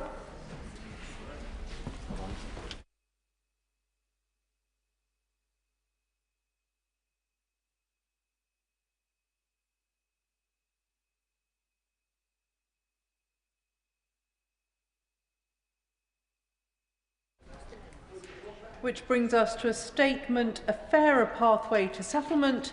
The Home Secretary. Yeah. Thank you very much, Madam Deputy Speaker. With your permission, I will make a statement on a fairer pathway to settlement for migrants. The story of migration in this country is woven through my own. My father came here in the early 70s, my mother a little less than a decade later. Both came to seek a better life, and they found one here. In time, while always proud Kashmiris, they became British citizens themselves, Brummies too, and they brought up 4 children just as proud to be a part of this country and that great city as them. This is not just my story. This is the story of many of my constituents in Birmingham Ladywood, and it is the story of many millions more across this country. I, and so many others like me, are patriots. Mine is a love of a country that is forever changing, while something essential about us always endures. It is a patriotism that finds room for those who trace their roots back many generations and those who, like me, do not. But I worry that this broad patriotism is, for some, narrowing, and that a vision of a Greater Britain is giving way to that of a littler England, as anger turns to hate. Some will choose to scorn this analysis. They would rather we simply wished it away. But those who look like me do not have that luxury. Our lives and the lives of our families are more dangerous in a country that turns inwards. So we have no choice but to ask, what is the cause of our division and how might this country be united? As I said earlier this week, the pace and scale of migration in this country has been destabilising. I spoke on Monday of the 400,000 who have claimed asylum since 2021. But that figure pales in comparison to the net migration figure in the same period. In that time, 2.6 million more people moved to Britain than left. To place that in perspective, around 1 in every 30 people in this country arrived in those 4 years. This is the result of the extraordinary open border experiment conducted by the last Conservative government. In that period, now sometimes called the Boris wave, immigration controls were drastically lifted. This was most notable in the case of the health and care visa, where minimum salary requirements were dropped. An attempt to fill between 6,000 and 40,000 jobs led to the arrival of 616,000 individuals between 2022 and 2024. Over half were not even filling jobs in the sector at all, but were rather dependents of those who were. And abuse, as any Member of Parliament can tell you, was rife. I would think my support for migration need not be stated, but after some of the questions I faced on Monday, I think I had better do so. Migrant communities have, for generations, been woven into the tapestry of British life. While I will never believe in assimilating communities, we have achieved cohesion because different communities have integrated, retaining their distinction within a single pluralistic whole. This makes demands of those already here to remain open to new arrivals, but more than that, it demands something of those arriving. To settle in this country forever is not a right, but a privilege, and it must be earned. Today, that is not the case. Settlement, or indefinite leave to remain, comes almost automatically after 5 years' residence in this country. At that point, a migrant gains access to many of the rights of a British citizen, including to benefits. As a result of the unprecedented levels of migration in recent years, 1.6 million are now forecast to settle between 2026 and 2030, with a peak of 450,000 in 2028. It's around 4 times higher than the recent average. That will now change. As this government announced in its immigration white paper, the starting point for settlement will move from 5 years to 10. To ensure this is earned, new criteria will be added, which will act as a disqualifying bar for those who do not meet them. Firstly, the applicant must have a clean criminal record. Secondly, they must speak English to A-level standard. Thirdly, they must have made sustained national insurance contributions. And finally, they must have no debt in this country. While these criteria set the bar that everyone must meet, there are a series of other tests that have today been published for consultation, and these either add or subtract from the 10-year qualifying period. To recognise the particular value to society they play, the government proposes the following. Those who speak English to a degree level standard could qualify for a 9-year path to settlement. Those paying the higher rate of tax could qualify at 5 years, while those on the top rate could qualify after 3, the same as those on global talent visas. Those who work in a public service, including doctors, teachers, nurses, would qualify after 5 years, while those who volunteer, subject to this consultation, could qualify at between 5 and 7 years. Not subject to consultation, the partners of British citizens will continue to qualify at 5 years as today.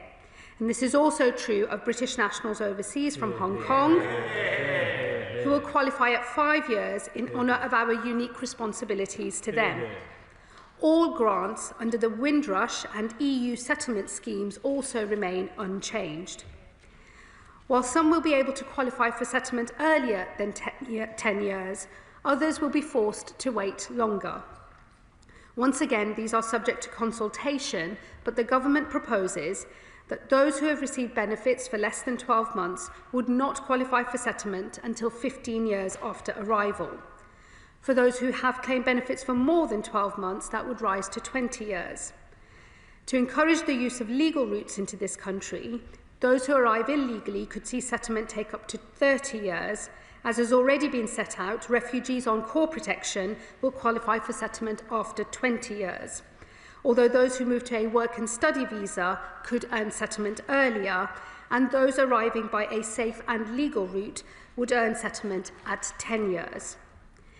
This consultation is open on some cohorts of special interest. This includes settlement rights for children, members of the armed forces, and victims of certain crimes. As well as considering the responsibilities that are expected of those who seek a permanent life in this country, the consultation also raises the question of the rights that will be provided.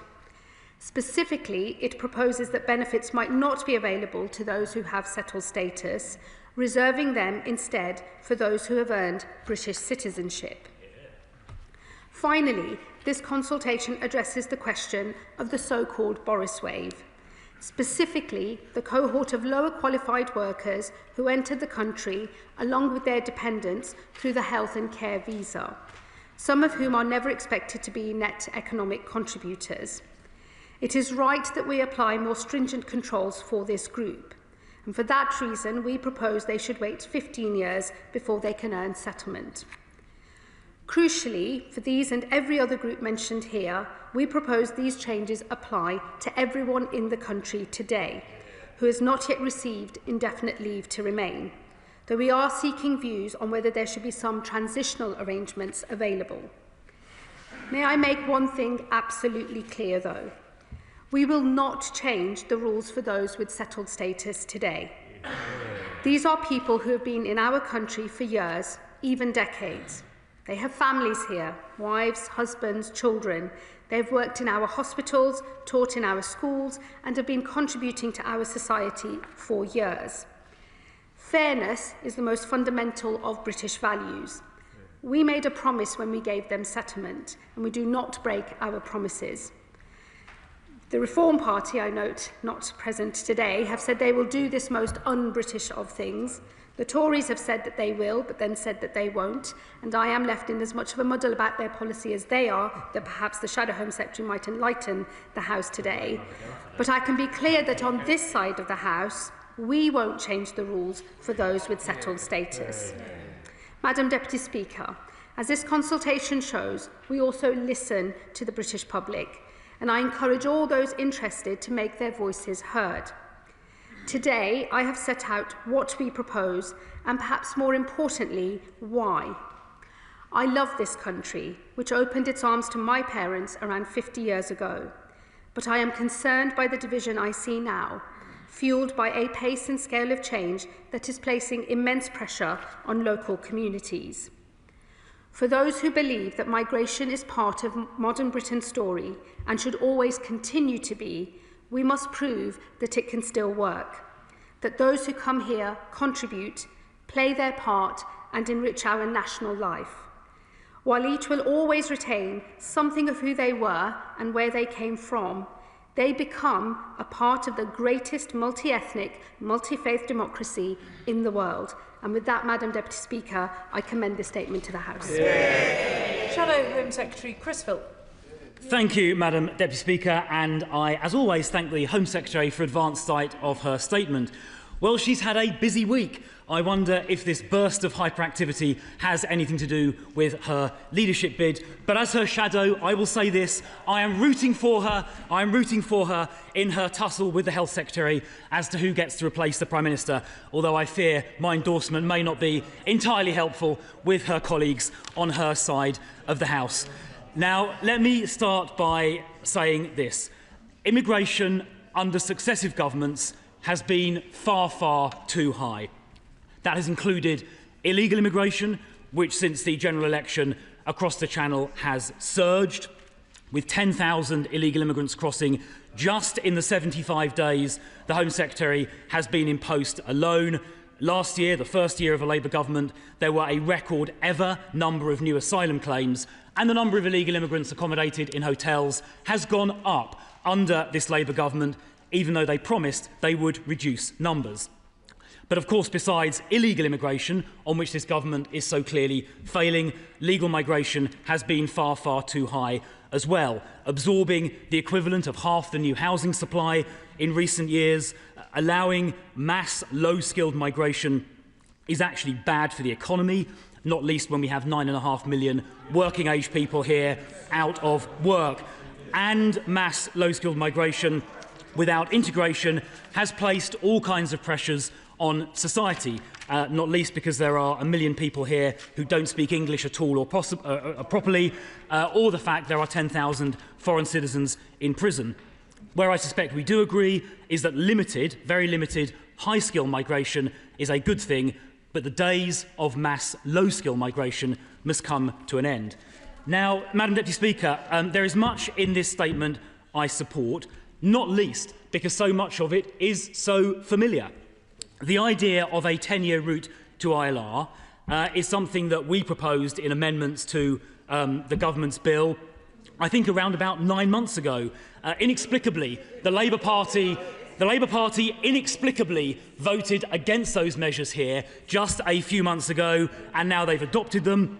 We also proposed removing benefits from foreign citizens, including those on ILR who don't have British citizenship, and this consultation document now looks at doing the same thing. So I am delighted, Madam Deputy Speaker, to see that the Shadow Home Secretary, upon arrival at number 2 Marsham Street, has got out the copy and paste function on her laptop and started copying and pasting conservative policies. Now, I do, however, have one or two detailed and specific questions, which I am asking in a spirit of constructiveness, given she has adopted so many conservative policies. Now, she said importantly that these policies on ILR qualification would apply to those people here already. She is absolutely right to say that, and I support it. She mentions transitional arrangements. I would just urge her to be very cautious about that, lest it creates loopholes. But does she have an estimate she can give to the House as to when these new measures will be implemented? Because the rules that she referred to took effect, I think the previous rules around legal migration started in January 2021. So those people arriving on those rules will become, under the present ILR rules, eligible from January 2026, just a few weeks' time. So when will these changes get implemented? I hope as soon as possible. Now, she also mentions that to qualify for ILR at 10 years, you need to have made national insurance contributions. I've tried to get through the consultation document in the last half an hour. I think I'm right in saying that the qualifying threshold is to have earned £12,570 for a period of 3 years. She'll perhaps correct me if I've got that wrong. But that does strike me as a very low level of earnings, and I would urge her to consider setting that level higher. £12,500 for 3 years would not represent a net economic contribution to this country. I think that threshold should be set a great deal higher, and I would urge her to seriously consider that. Now, she also mentions the possibility of volunteering, getting people ILR at 5 years rather than 10. We know how people game the system when it comes to immigration, for example, by pretending to convert to Christianity to get asylum. So I would urge her to just draft those rules very carefully and be extremely cautious about that, lest she creates some loopholes. I would also ask her to consider adopting one last Conservative policy, since she appears so enthusiastic about them, and that is to introduce a binding cap on legal migration, voted for by Parliament each year, so this House can democratically decide what the level of inward migration is. She's adopted so many of her other policies. I strongly urge her to adopt that last one as well. Home Secretary. Well, Madam Deputy Speaker, I suppose I should start by saying I'm pleased to see that the Leader of the Opposition let the Shadow Home Secretary have a go today.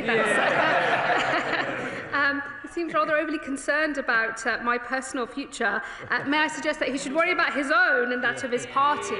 And one good way to secure the potential future of the Conservative Party would maybe start with an open and honest acknowledgement of their track record in government. Yeah. Dare I say it? Maybe even an apology for messing up the system so badly in the first place. I have to say, given their current track record, they barely have the right to ask questions, let alone propose solutions. Like settlement, it's my view that you have to earn the right to offer solutions, and I would say to him one way of earning that right would be to apologise for what the Tories did first and foremost.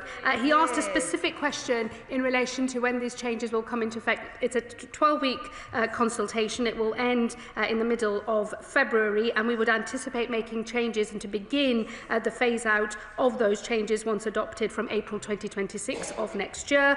As he knows, the immigration rules usually change twice a year, every year, and that is when we would begin to start making some of those changes. Some potential changes would require technical fixes and solutions that may take a little longer, but the intention is to start from April of next year. He made the point on the qualifying threshold around £12,000. He will note that that's the national insurance contributions threshold that we have used, and that is specifically because that is one of the quickest ways to establish whether somebody is in work or not. So it's designed to give an indication of the period spent in work. He will, of course, know that there are different income thresholds for the different routes by which people can come into the country, and those are not being changed. He made a valid point on ensuring that the new system, as we develop it, mustn't have any loopholes. I will, of course, be very alive to that, and as we discussed at length in the House on Monday, there is a relationship between some types of visa overstaying and, of course, coming straight into the asylum system as well, and I'm very alive to those risks, and we will do everything we can to shut that down. This will be, in the end, a whole package of reforms across both the illegal migration system and dealing with asylum, as well as legal migration, to clamp down on abuse and retain public confidence in running a migration system overall and in the asylum system in particular. And what can I say on the CAP? I mean, the CAP has had a long life in the Conservative Party, and I would just gently say they never managed it in 14 years themselves. I don't think we're going to be pursuing that failure now. Dame Meg Hillier. Thank you, Madam Deputy Speaker, and I applaud my right honourable friend on many points, not least debunking the idea that a cap is going to solve anything or is even achievable. Madam Deputy Speaker, there's a lot of detail in this, but one of the issues now is that people currently going through the system have to apply repeatedly to extend their discretionary leave to remain until they reach settlement status. This is costly for them, cumbersome for the Home Office, and does nothing to help them integrate or work in the community. I've had the opportunity to meet with her junior minister on this issue. Can she give any assurance to the House that the Home Office is looking at this to ensure that those who are welcome here have a less burdensome system to go through, which will also hopefully save money and enable the Home Office to focus on more urgent issues?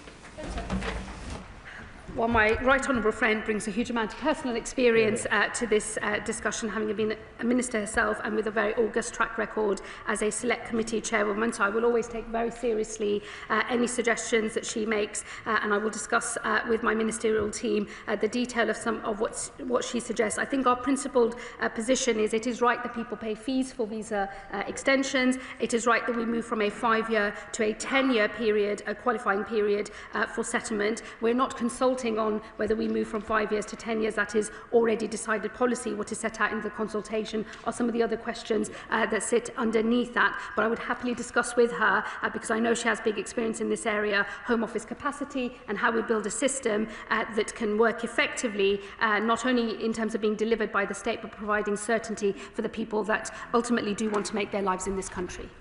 Liberal Democrat spokesperson Max Wilkinson.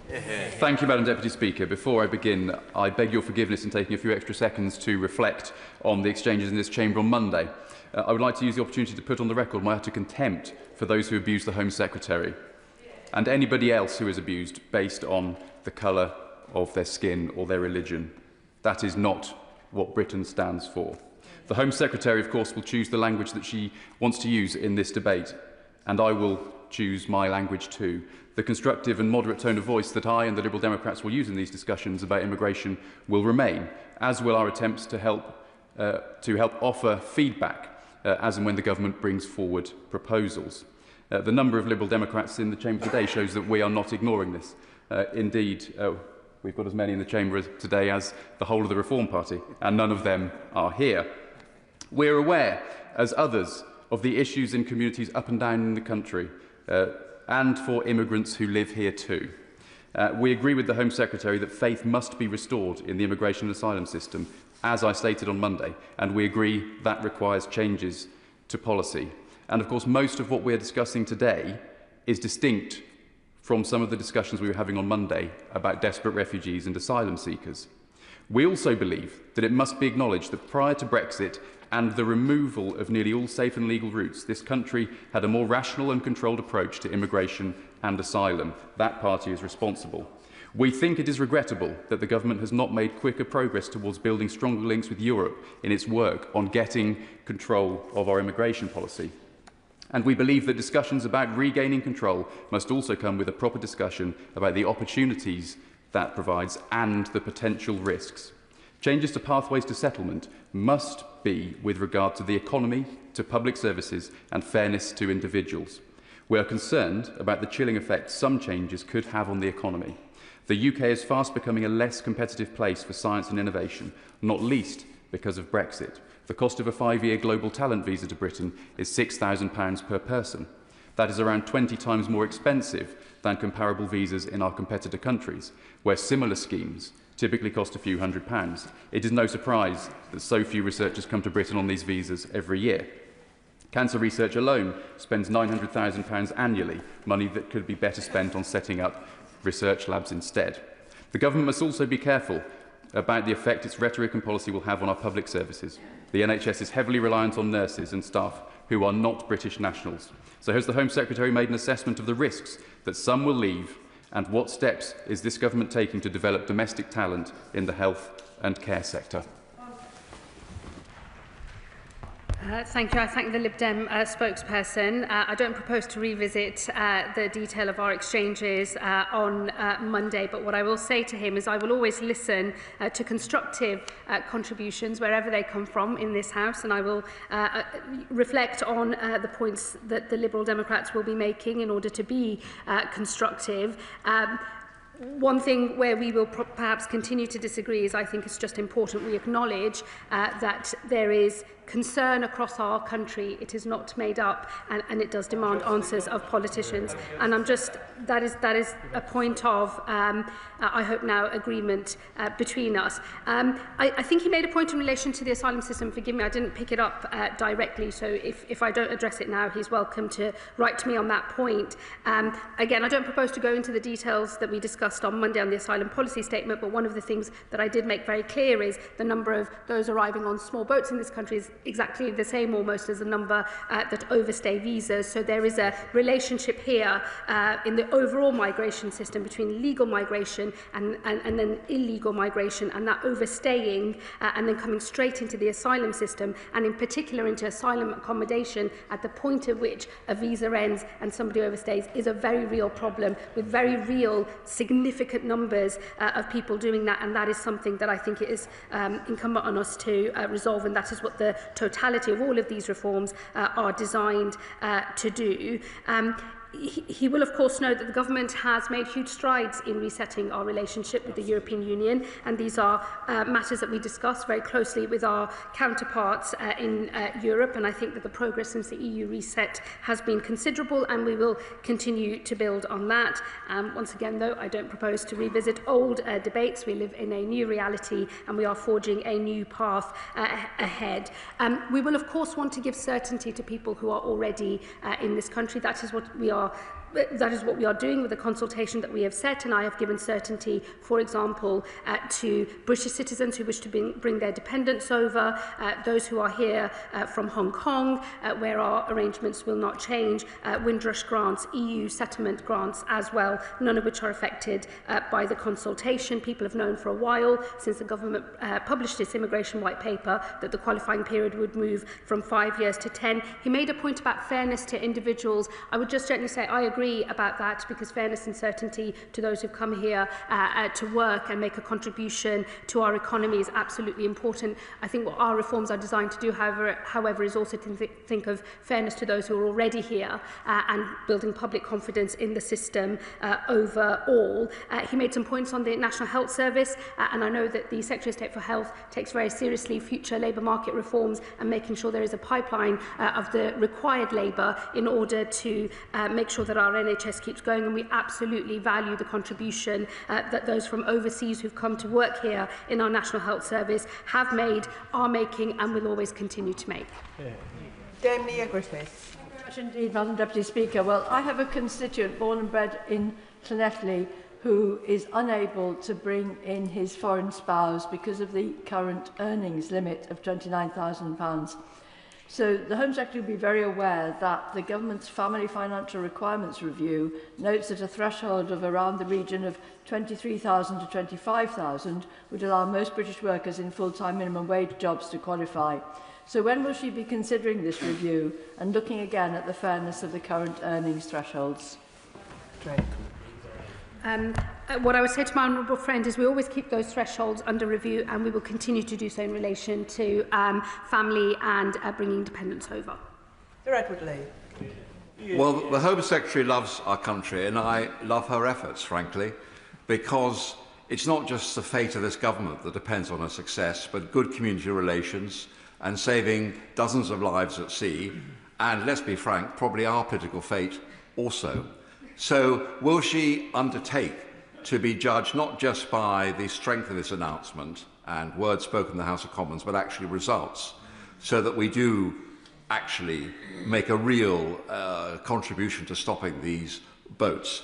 And so will she be prepared to constantly ratchet up the pressure so that if you're sitting in France, you think, is it worth the risk? I've got virtually no chance of being allowed to stay in Britain forever. I will have my case reviewed very regularly, every 2 years. I will be sent back where I came from when it's safe, and otherwise I'll go back to return hub. Can we not all agree on that?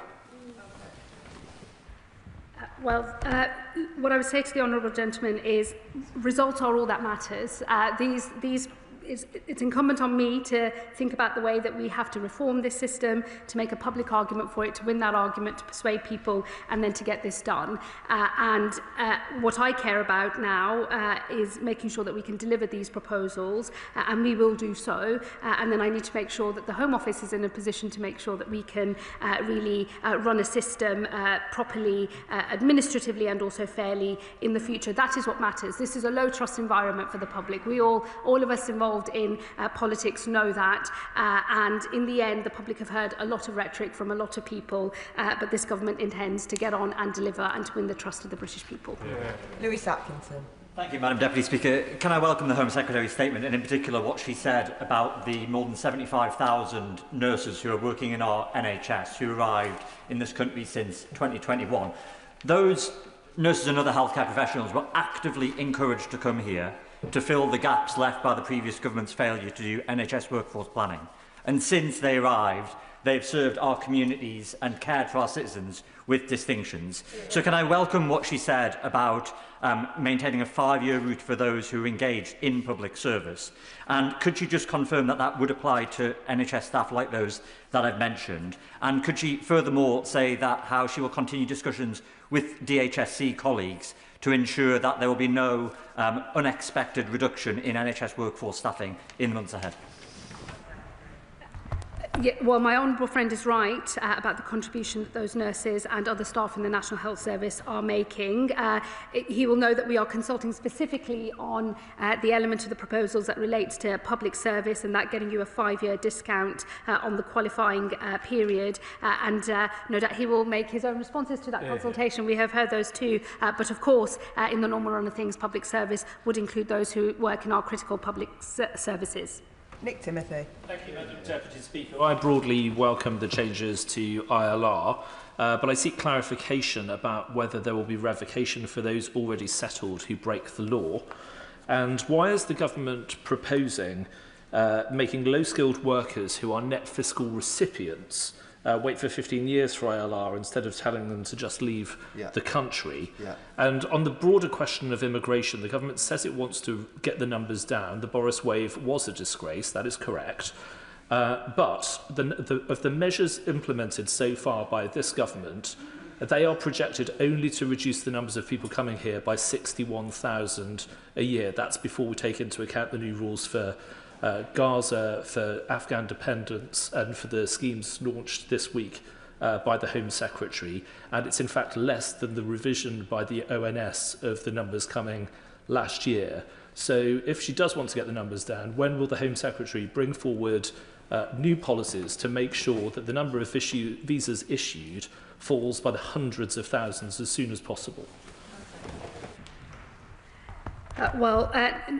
The ability to revoke indefinite leave to remain, those powers are not going to change as a result of this, and he will know that the specific provisions in relation to foreign national offenders are also going to be unaffected. Separately, we are going to review the threshold in relation to criminality because the current rules have worked on the basis that you cannot qualify for indefinite leave to remain if you've received a sentence of 12 months or more, given the changes that are being brought forward in the sentencing bill and others, we will be looking at all of that threshold in its entirety. He's raised a point around retrospectivity. We will also be reviewing that as we review all of the criminal thresholds that apply here. He said another question in the middle bit, and forgive me, I missed it. Well, if he will write to me, I will come back to him because I think he's asking about wage thresholds.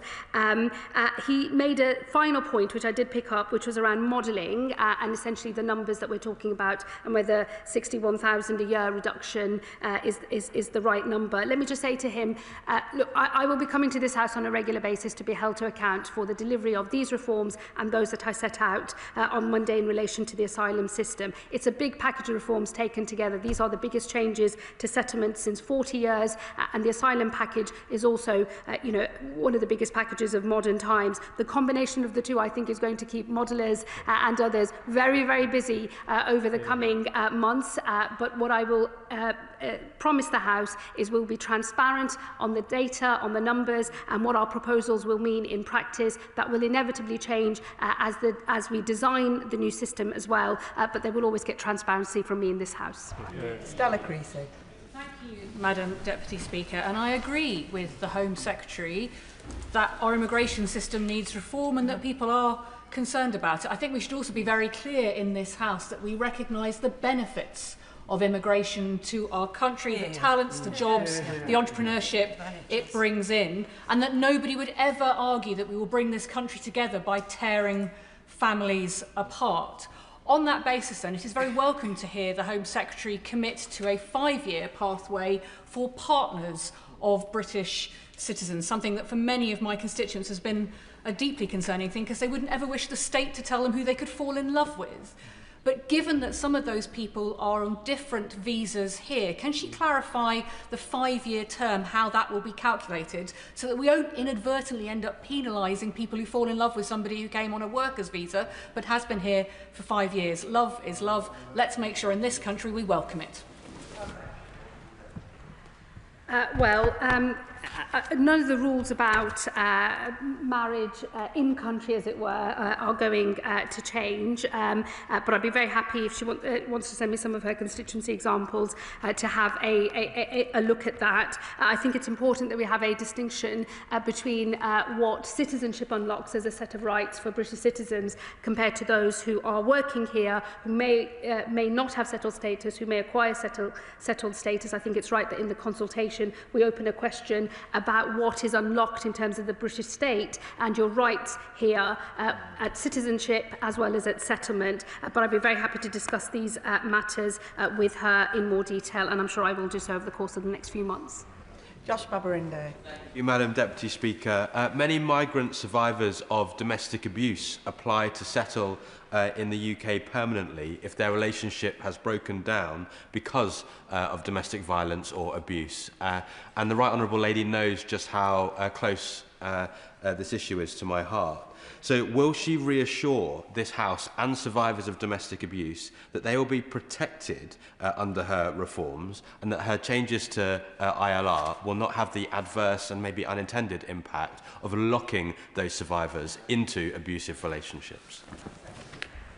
Well, firstly, let me put on my record congratulations to the Honourable Gentleman for his engagement. Let me also say, he is an assiduous campaigner based on his own experiences in relation to domestic abuse, and he and I have had many debates across this chamber on those matters before, and I respect very much the perspective he brings and the way in which he constructively engages with the debate. I can give him that assurance. We will continue to have pathways to settlement for victims of domestic violence and other vulnerable groups as well. And what we're seeking to do in the consultation is to invite views and perspectives about how some of the changes might have perhaps unintended consequences and how we can ensure that those pathways continue to exist in the future. And I'm sure he will be engaging with the consultation in that regard. Alison Taylor. Thank you, Madam Deputy Speaker. Can I agree with the Home Secretary that fairness must be at the heart of the immigration system, but can I ask her to say a little bit more about the route to settlement for the Ukrainian families who generous constituents of mine have opened up their doors to following the horrific invasion of their country? Well, friend, nothing we've said today changes the position of those who've come to this country on the Ukrainian scheme. That is a bespoke scheme for the people who've arrived here from Ukraine. It's in fact not seen as a refugee route, it's seen as a temporary scheme, but all of those provisions that are in that were supported by us in opposition. They continue to be supported by us in government, and nothing in relation to the position of Ukrainians in this country is going to change as a result of anything in the asylum policy statement or the command paper today. Sir Julian Lewis. As the descendant of immigrant grandparents, I have a high degree of empathy with the Home Secretary's opening remarks about her own family.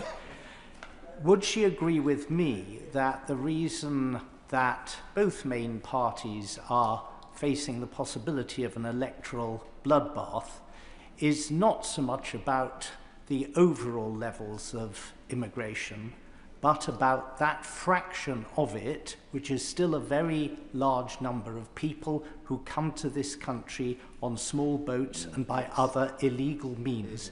We do not know what they believe, we do not know what values they have, and in many cases, because they destroy their documents, we do not even know who they are. Can she explain how the measures she's outlined today will have an impact on deterring that sort of person from breaking into our country?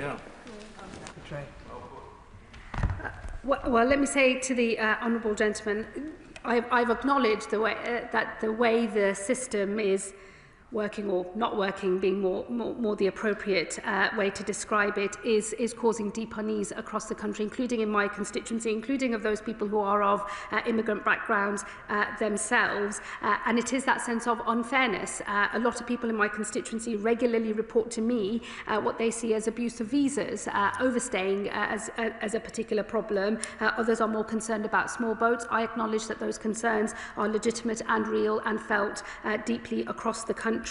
That's why I think it's so important that we rebuild public trust in the overall system, both dealing with illegal migration and legal migration as well, based on the principles of fairness and contribution, and give public confidence that the rules that we have can be maintained, can be enforced, and that they will be followed properly.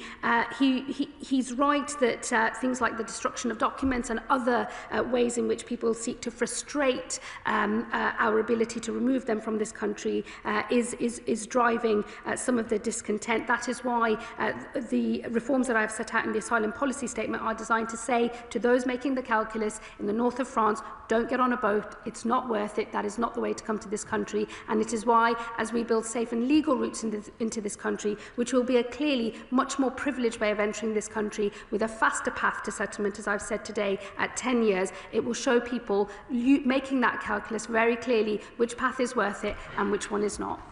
Barry Gardner. Thank you, Madam Deputy Speaker. I welcome the assurance that the Home Secretary has given to those who have achieved indefinite leave to remain and have settled status in this country. That certainty is really important. She will know that in my own constituency, I have many families who are from Syria and many families who are from Afghanistan. They came on the Syrian programme and under Operation Pitting, and they have limited leave to remain. But they are deeply worried, from what the Home Secretary said, as to whether they will ultimately be deported from this country. Can she give assurance to those who are currently seeking ILR, who came on those programmes, that they will be able to follow the path that was set out for them when they arrived? Would she give that assurance and make sure that this country will never do a deal with the Taliban to deport back from this country women and children? Well, we will always have specific obligations in relation to not returning anybody who's arrived and arrived in this country seeking asylum or has been granted refugee status. We would not return those individuals to danger. We will abide by our international obligations, and I hope I did make that clear in the debate on Monday. The ability of us, though, to have new rules that look more carefully and more regularly at whether a country is safe for citizens to be returned to, I think is important, and it is a shift in the way that we do things. But we will never return people to face danger, and I'll be happy to look at some of the examples that he has raised today in more detail with him. Seamus Lurgan. Thank you, Madam Deputy Speaker, and I first of all want to apologise to the Home Secretary for missing part of her statement, but I have read it. Can she confirm whether any assessment has been carried out on the economic impact on Scotland of extending the ILR wait time to 10 years and beyond? And if not, why not?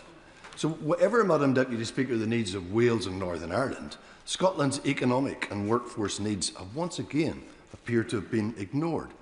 Does the Home Secretary understand that such a blanket policy risks exacerbating skills shortages, threatening vital sectors and making it harder for communities to thrive?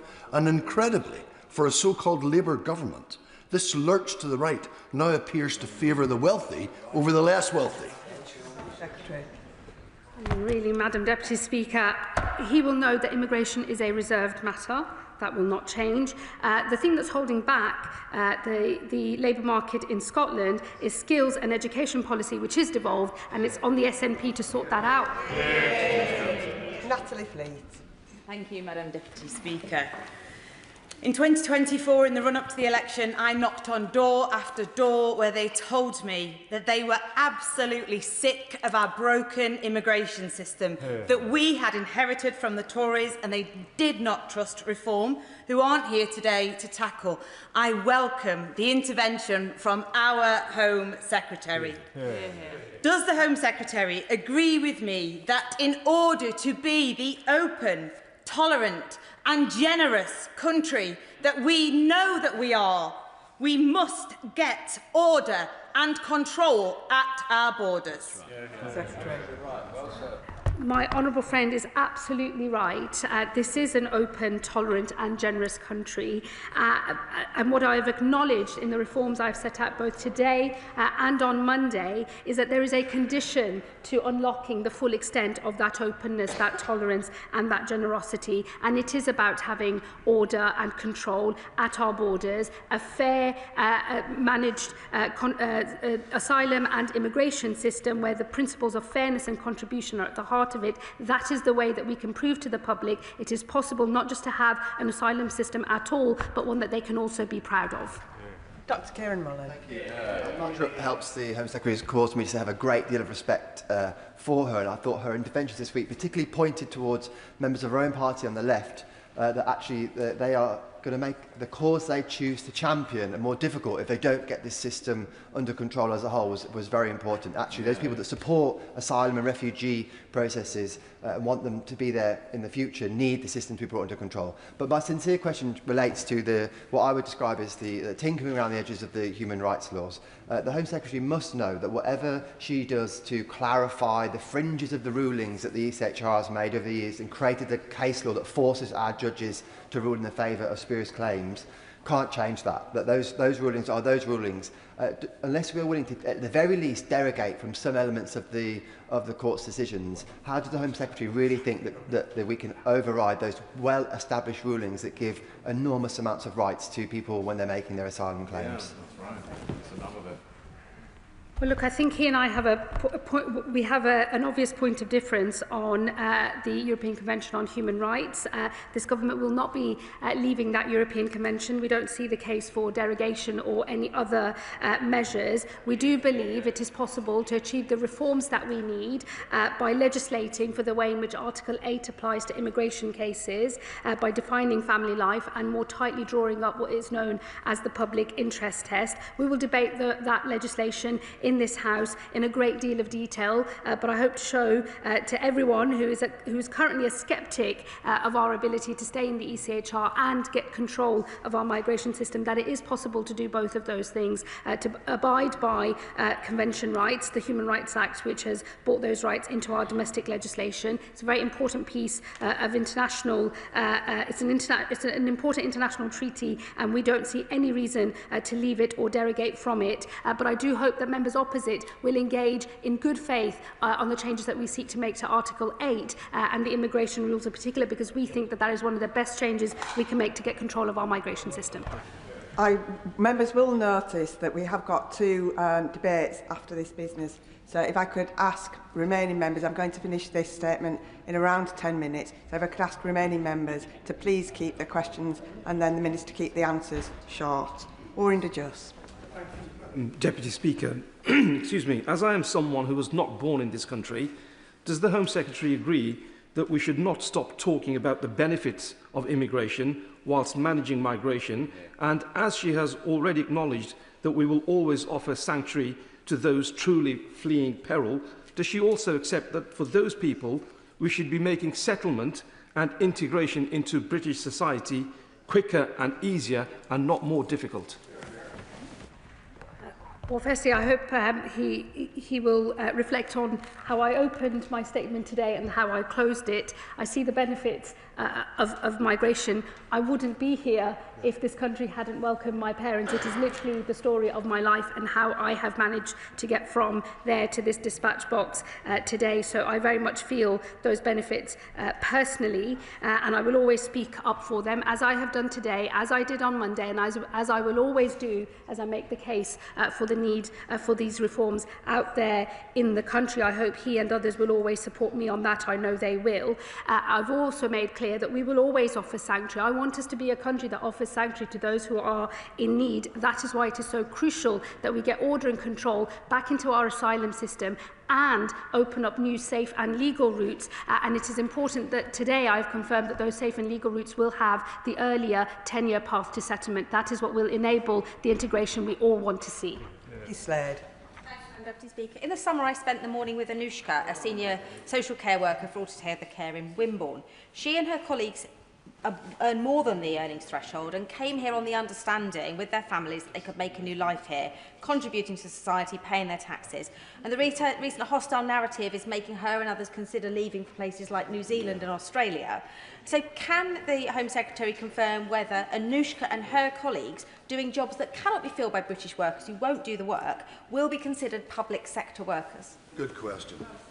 Well, these will be matters for the consultation. I would encourage her to engage with that. We have specifically put in an element around public service because we recognise the specific contributions made by those who fill the gaps in our labour market that we are not able to do otherwise.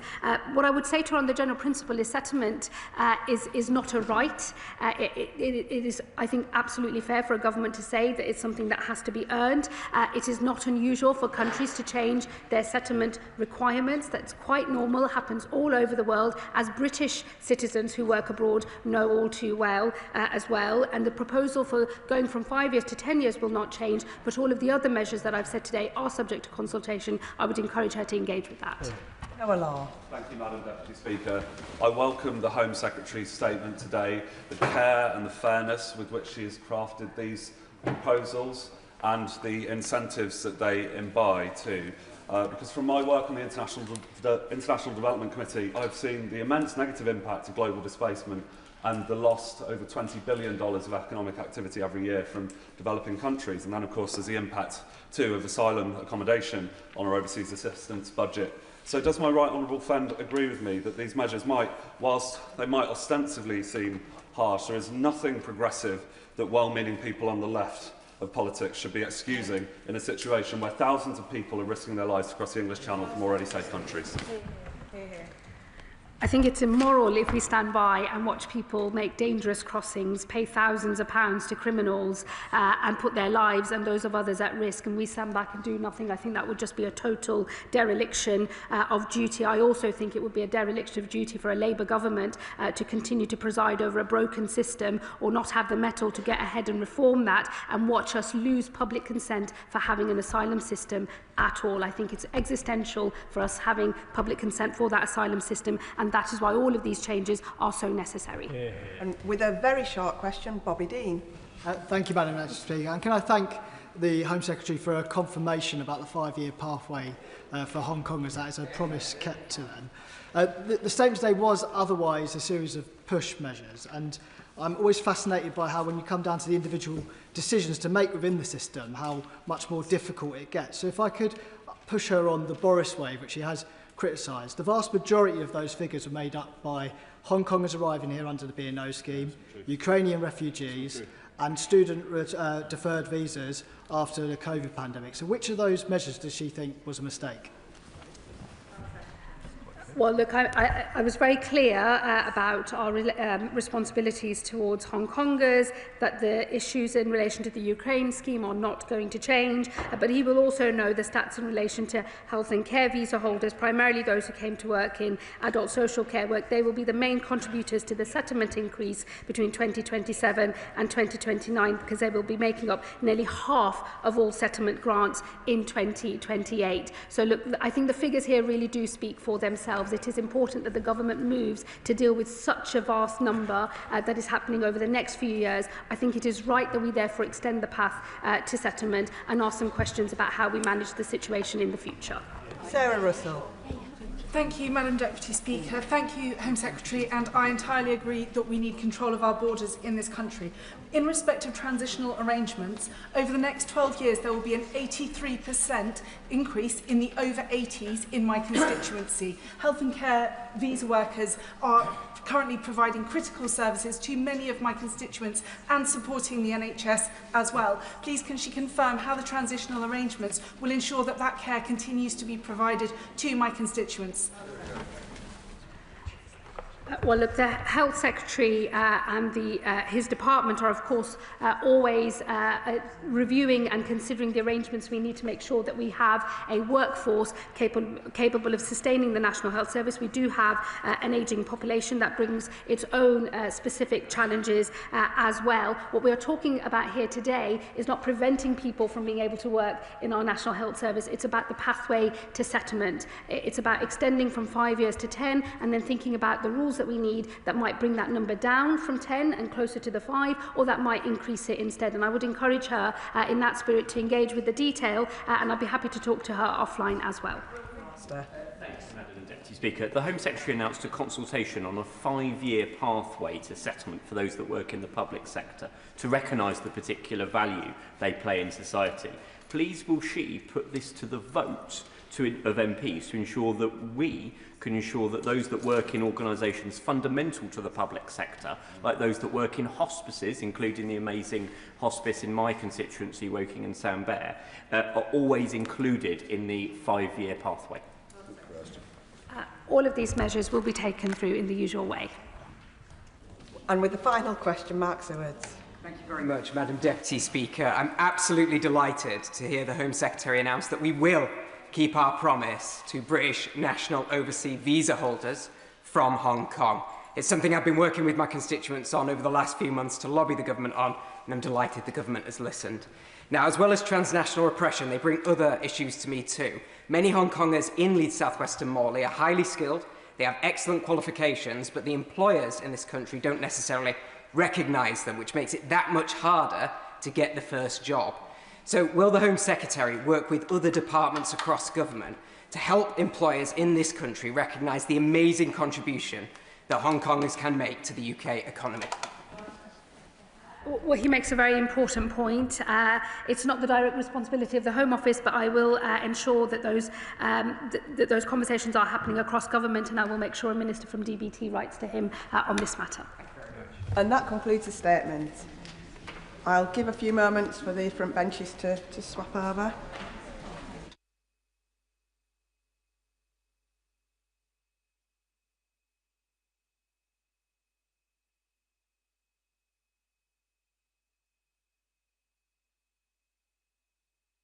come to the Select Committee statement on behalf of the Justice Committee. Andy Slaughter will speak for up to 10 minutes, during which no interventions are taken. At the conclusion of his statement, I will call members to ask questions on the subject of the statement. These should be brief questions, not full speeches. Can I emphasise that questions should be directed to the Select Committee Chair and not the relevant Government Minister? Front benchers may take part in questioning. I call Andy Slaughter. Thank you very much, Madam Deputy Speaker, and I thank the Backbench Business Committee for allocating time for me to make a statement on behalf of the Justice Committee. This is the 7th report of the Committee on Rehabilitation in Prisons. This time last year, the Justice Committee began its principal inquiry to look at the crisis of reoffending against the backdrop of a broken criminal justice system. Around 80% of all offending is reoffending. This figure alone suggests there is a serious issue that HMPPS is not currently serving its stated mission of rehabilitating the people in its care. The purposes of prison are clear. They include punishing, protecting the public, and rehabilitating offenders. The opportunity for offenders to be rehabilitated in prison should not be considered a luxury. It is a fundamental necessity to ensure that those who have done their time can return to society as law-abiding citizens. Yet the evidence we receive paints a starkly different prospect.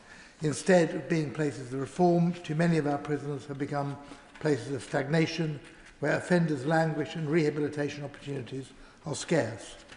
Our inquiry into rehabilitation has taken place amidst a prison capacity crisis. Overcrowding, staffing shortages and deteriorating infrastructure have created conditions that is actively undermining rehabilitation. The committee found that the current conditions across the prison estate are simply not conducive to reform. Overcrowding has led to arbitrary prison transfers, disrupted sentence progression and reduced access to purposeful activity, education and family contact. With the demand for prison places set to keep increasing, the government must set out the steps it will take to ensure that rehabilitation is not compromised, alongside how it intends to manage demand and supply. The challenges do not end there. In the 12 months to the 30th of June 2025, there was a leaving rate of almost 12% among prison officers.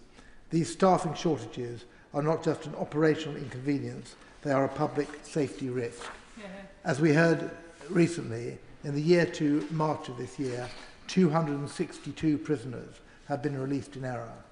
Overworked staff, outdated systems and inadequate training has meant that when officers are stretched to breaking point, the likelihood of administrative errors rockets. Current levels of wrongful release are not isolated blunders, they are symptomatic of a system under intolerable strain. Alongside this, high turnover, poor recruitment processes and limited professional development have all contributed to a culture that hinders rehabilitation. Governors lack the autonomy to lead effectively, and the current staffing model is unsustainable. The committee recommends that prison staff should receive training at least annually, with more frequent support as they progress through their career. Furthermore, the prison estate is in a state of disrepair. Dilapidated buildings and broken infrastructure limit access to rehabilitative spaces and contribute to poor mental health. Despite recent capital investment, it remains unclear how the government intends to address the £1.8 billion maintenance backlog. This backlog is not just a financial figure, it represents real barriers to rehabilitation. We call on the government to provide clear breakdown of how funding will be used to address this backlog and to ensure that future investment is targeted at improving prison conditions and rehabilitative activities. The committee is deeply concerned by the widespread failure to meet the statutory minimum for time out of cell. Many prisoners are locked up for 22 hours or more each day, with limited access to fresh air, showers or rehabilitation. This lack of time out of cell undermines efforts to reduce reoffending and contributes to poor mental health and disengagement. Purposeful activity, including education, work and offending behaviour programmes, is central to rehabilitation, yet it is inconsistently delivered and often deprioritised. The sentencing bill rightly aims to incentivise good behaviour and engagement in purposeful activity through its earned progression model. But this ambition will fail if purposeful activity remains inaccessible. The committee calls for a renewed focus on ensuring all prisoners have access to meaningful activity, and for time out of cell to be formalised, standardised, and data on it to be published going forward. Education is the cornerstone of rehabilitation, yet prison education is underfunded and poorly delivered. Participation rates are low. 50% of prisoners are not in education or work. For those that do take part, Ofsted ratings remain poor, with 75% of prisons inspected in 2024-25 rated inadequate or showing no improvement. It is therefore unsurprising that 2/3 of offenders are not in education or work 6 months after release from prison. Given this, we are alarmed by reports of significant real-term cuts to prison education budgets of up to 50%. We expect the government to clarify the rationale of any budget reduction. Conditions across the youth estate are also in decline. Children in custody are entitled to 15 hours of education per week, yet the committee heard that this minimum is routinely not met, and children are spending up to 23 hours a day in cell due to the failure of HMPPS to manage behaviour effectively. As well as making every effort to meet the statutory minimum of 15 hours for education, HMPPS must set a statutory minimum for time out of cell in young offenders institutions. Health and wellbeing services are failing to meet the needs of prisoners. Mental health support is inconsistent, and operational pressures prevent timely access to care. Women in prison face acute and complex health needs, yet the system is failing to provide even basic support. Although the government has set out its ambition to reduce the number of women in custody, it is unclear what action will be taken for those currently in prison. The committee expects the government to respond with a clear plan for how it will meet the health and well-being needs of the women currently in its care. Remand prisoners now make up 20% of the prison population, the highest level in at least 50 years. Yet they remain excluded from much of the prison regime, including access to education. We heard that remand prisoners often spend extended periods in custody, only to be released directly from court following conviction without any support or intervention. This raises serious concerns about how the government expects these individuals to avoid reoffending. Rehabilitation must be available the moment someone enters custody, and therefore remand prisoners should have access to all parts of the regime should they choose to participate. There is plenty more to be done to improve outcomes for offenders. The committee will shortly commence part 2 of its inquiry by examining how rehabilitation continues in the community for those released from prison, as well as those serving non-custodial sentences. A further report will follow, making not only recommendations for changes in how community sentences work, but also long-term recommendations for structural reform across the criminal justice system to once and for all end the cycle of reoffending. But let me be clear, the time for action cannot wait. The sentencing bill represents a welcome opportunity to rethink how we reduce reoffending, but legislation alone will not deliver rehabilitation. I apologise that it's a bleak prospect that I've set out, but that is the reality of prison life, and prisons are simply not working, and particularly not working in the field of rehabilitation. As this report sets out, it must be matched by a renewed focus by HMPPS to deliver better time out of cell, education and health and well-being services. I urge the government to take these recommendations seriously, to promote rehabilitation effectively, and to ensure that our prisons are places of reform, not despair. The government has inherited a very difficult situation here. It is trying to address that in a number of ways, but the crisis in prison cannot be underestimated, as the symptoms have shown recently in wrongful releases and other tragedies in the prison sentence. We have to deliver a system that truly serves the public good, and that will only come in the longer term with effective rehabilitation in prisons.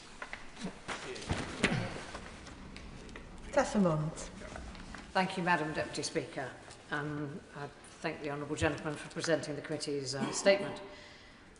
With the Chief Inspector of Prisons recently concluding that the outcomes for children in custody are not improving, and the urgent notification issued to Oak Hill Secure Training Centre, And given that it's children we are discussing, does the honourable member agree that the conditions across the youth estate are completely unacceptable? And as recommended, the government should produce an action plan for youth custody? I do agree, and I thank the honourable member, who's a very effective and active member of the committee, for that question. We shouldn't ignore the fact that youth custody is one of the successes of the prison system, in the sense that over the past few decades, the numbers of young people in custody have gone down from, I think, over 3,000 to around 400 now. But those who remain in youth custody in a rather confused variety of institutions are not being well served. I think it's the intention of the committee to look at youth custody and young people in prison itself, but we can only examine and recommend. I think it is for the government to look, as a matter of urgency, at the crisis that exists also in the youth estate for those who remain in custody. I thank my honourable friend for his statement. Does he agree that reducing reoffending through rehabilitation is not only the key to reducing the prison overcrowding, but also the court backlogs too? And it is unacceptable that prisoners have to very often make the choice between either engaging in work or education, or accessing their basic needs, such as having time out in fresh air, having a shower or a hot meal. Again, I thank my honourable friend for that question. It's certainly true that there is a close relationship between the crisis in the courts and the crisis in prisons, and a good example of that is that, well, as I mentioned in my statement, the number of people on remand is at a 50-year high, and they are occupying prison places for far longer than they should be. It's also true that if we can break the cycle of reoffending, and I've said that 80% of offences are reoffending, then numbers in prisons will come down. That in itself will make rehabilitation in prisons a lot easier. That will mean that fewer people are becoming before the court. We're in a downward spiral at the moment. We have to not only stop that, we have to reduce that, so that lower offences against the public at large mean fewer people in prison and fewer people before the courts. It's a big ask, but if we don't start, we won't get there. Sir Julian Lewis. In light of the urgent question we had earlier today, does the chairman of the committee believe that it is essential for the purpose of rehabilitation that prisoners should be protected against indoctrination by convicted terrorists? I do believe that very much so, and I believe that is what this and indeed previous governments have set out to try and achieve. I hope that the report of Jonathan Hall KC will shine a light on what is not working in relation to that, and certainly given his background I believe that it will. The government then has to implement that, because one of the problems with prisons, and we covered this in another very recent report on drug culture in prison, is the operation not just of extremists, but organised crime and the lack of control, the lack of organisation and disciplines, not only in the prisons he talks about, but across the prison estate, is one of the most worrying aspects of prison life at the moment. Thank you, Madam Deputy Speaker. There is an epidemic of violence against women and girls in this country, and the government has a stated aim of reducing this by 50%. In that context, it is absolutely critical that our prisons play their role in rehabilitation. Does the chair of the Select Committee agree with me that while 70% of people are being released from remand, having spent either directly because they're found not guilty, or in fact because they're found guilty but on the basis of time served, we're currently missing a huge opportunity to do rehabilitative work, because that is typically not offered to those on remand at all? Again, I thank my friend very much for that question. Numbers of women in prison, and indeed of young people, are a small percentage of the prison population, but they give particular cause for concern. I mentioned in my statement the health and mental health needs of women in prisons, which are higher, levels of self-harm are higher, and there is a clear need there. It's a need, I think, to be fair to the government has recognised, which the government has policies to address. It's the practicality of that we're lacking now, because at the moment the levels of support that are required. So I welcome the fact the government has said it wants to see, very clearly, it wants to see fewer women in prison. What we need to know is how is that going to be achieved from this point onwards. Thank you, Madam Deputy Speaker. Around half of prisoners are neurodivergent, and the population of young prisoners with ADHD is around 10 times higher than in the population at large. And with such specialist targeted support needed for these prisoners, we've heard that they've been let down by the system and they can't access the right time at the right support regardless of the new system that's in place. Does the Honourable Member agree that the delay in producing an update to the Neurodiversity Action Plan is unacceptable and it really must be published straight away?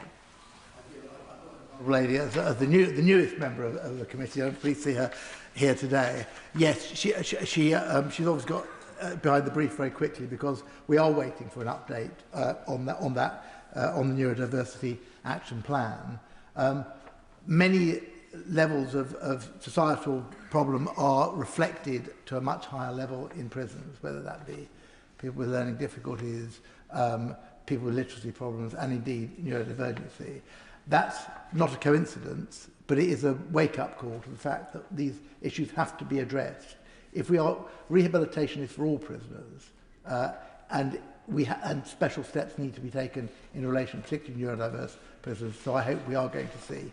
I need to see the Minister, very capable Minister in her place, is listening to all this, and I'm sure she will tell us very soon when the action plan is going to be updated. And that concludes the statement. We now move on to the presentation of bills. Presentation of Bill, Bobby Dean. Tax Release Evaluation Bill. Second reading what day? Friday the 14th of January. Friday the 14th of January.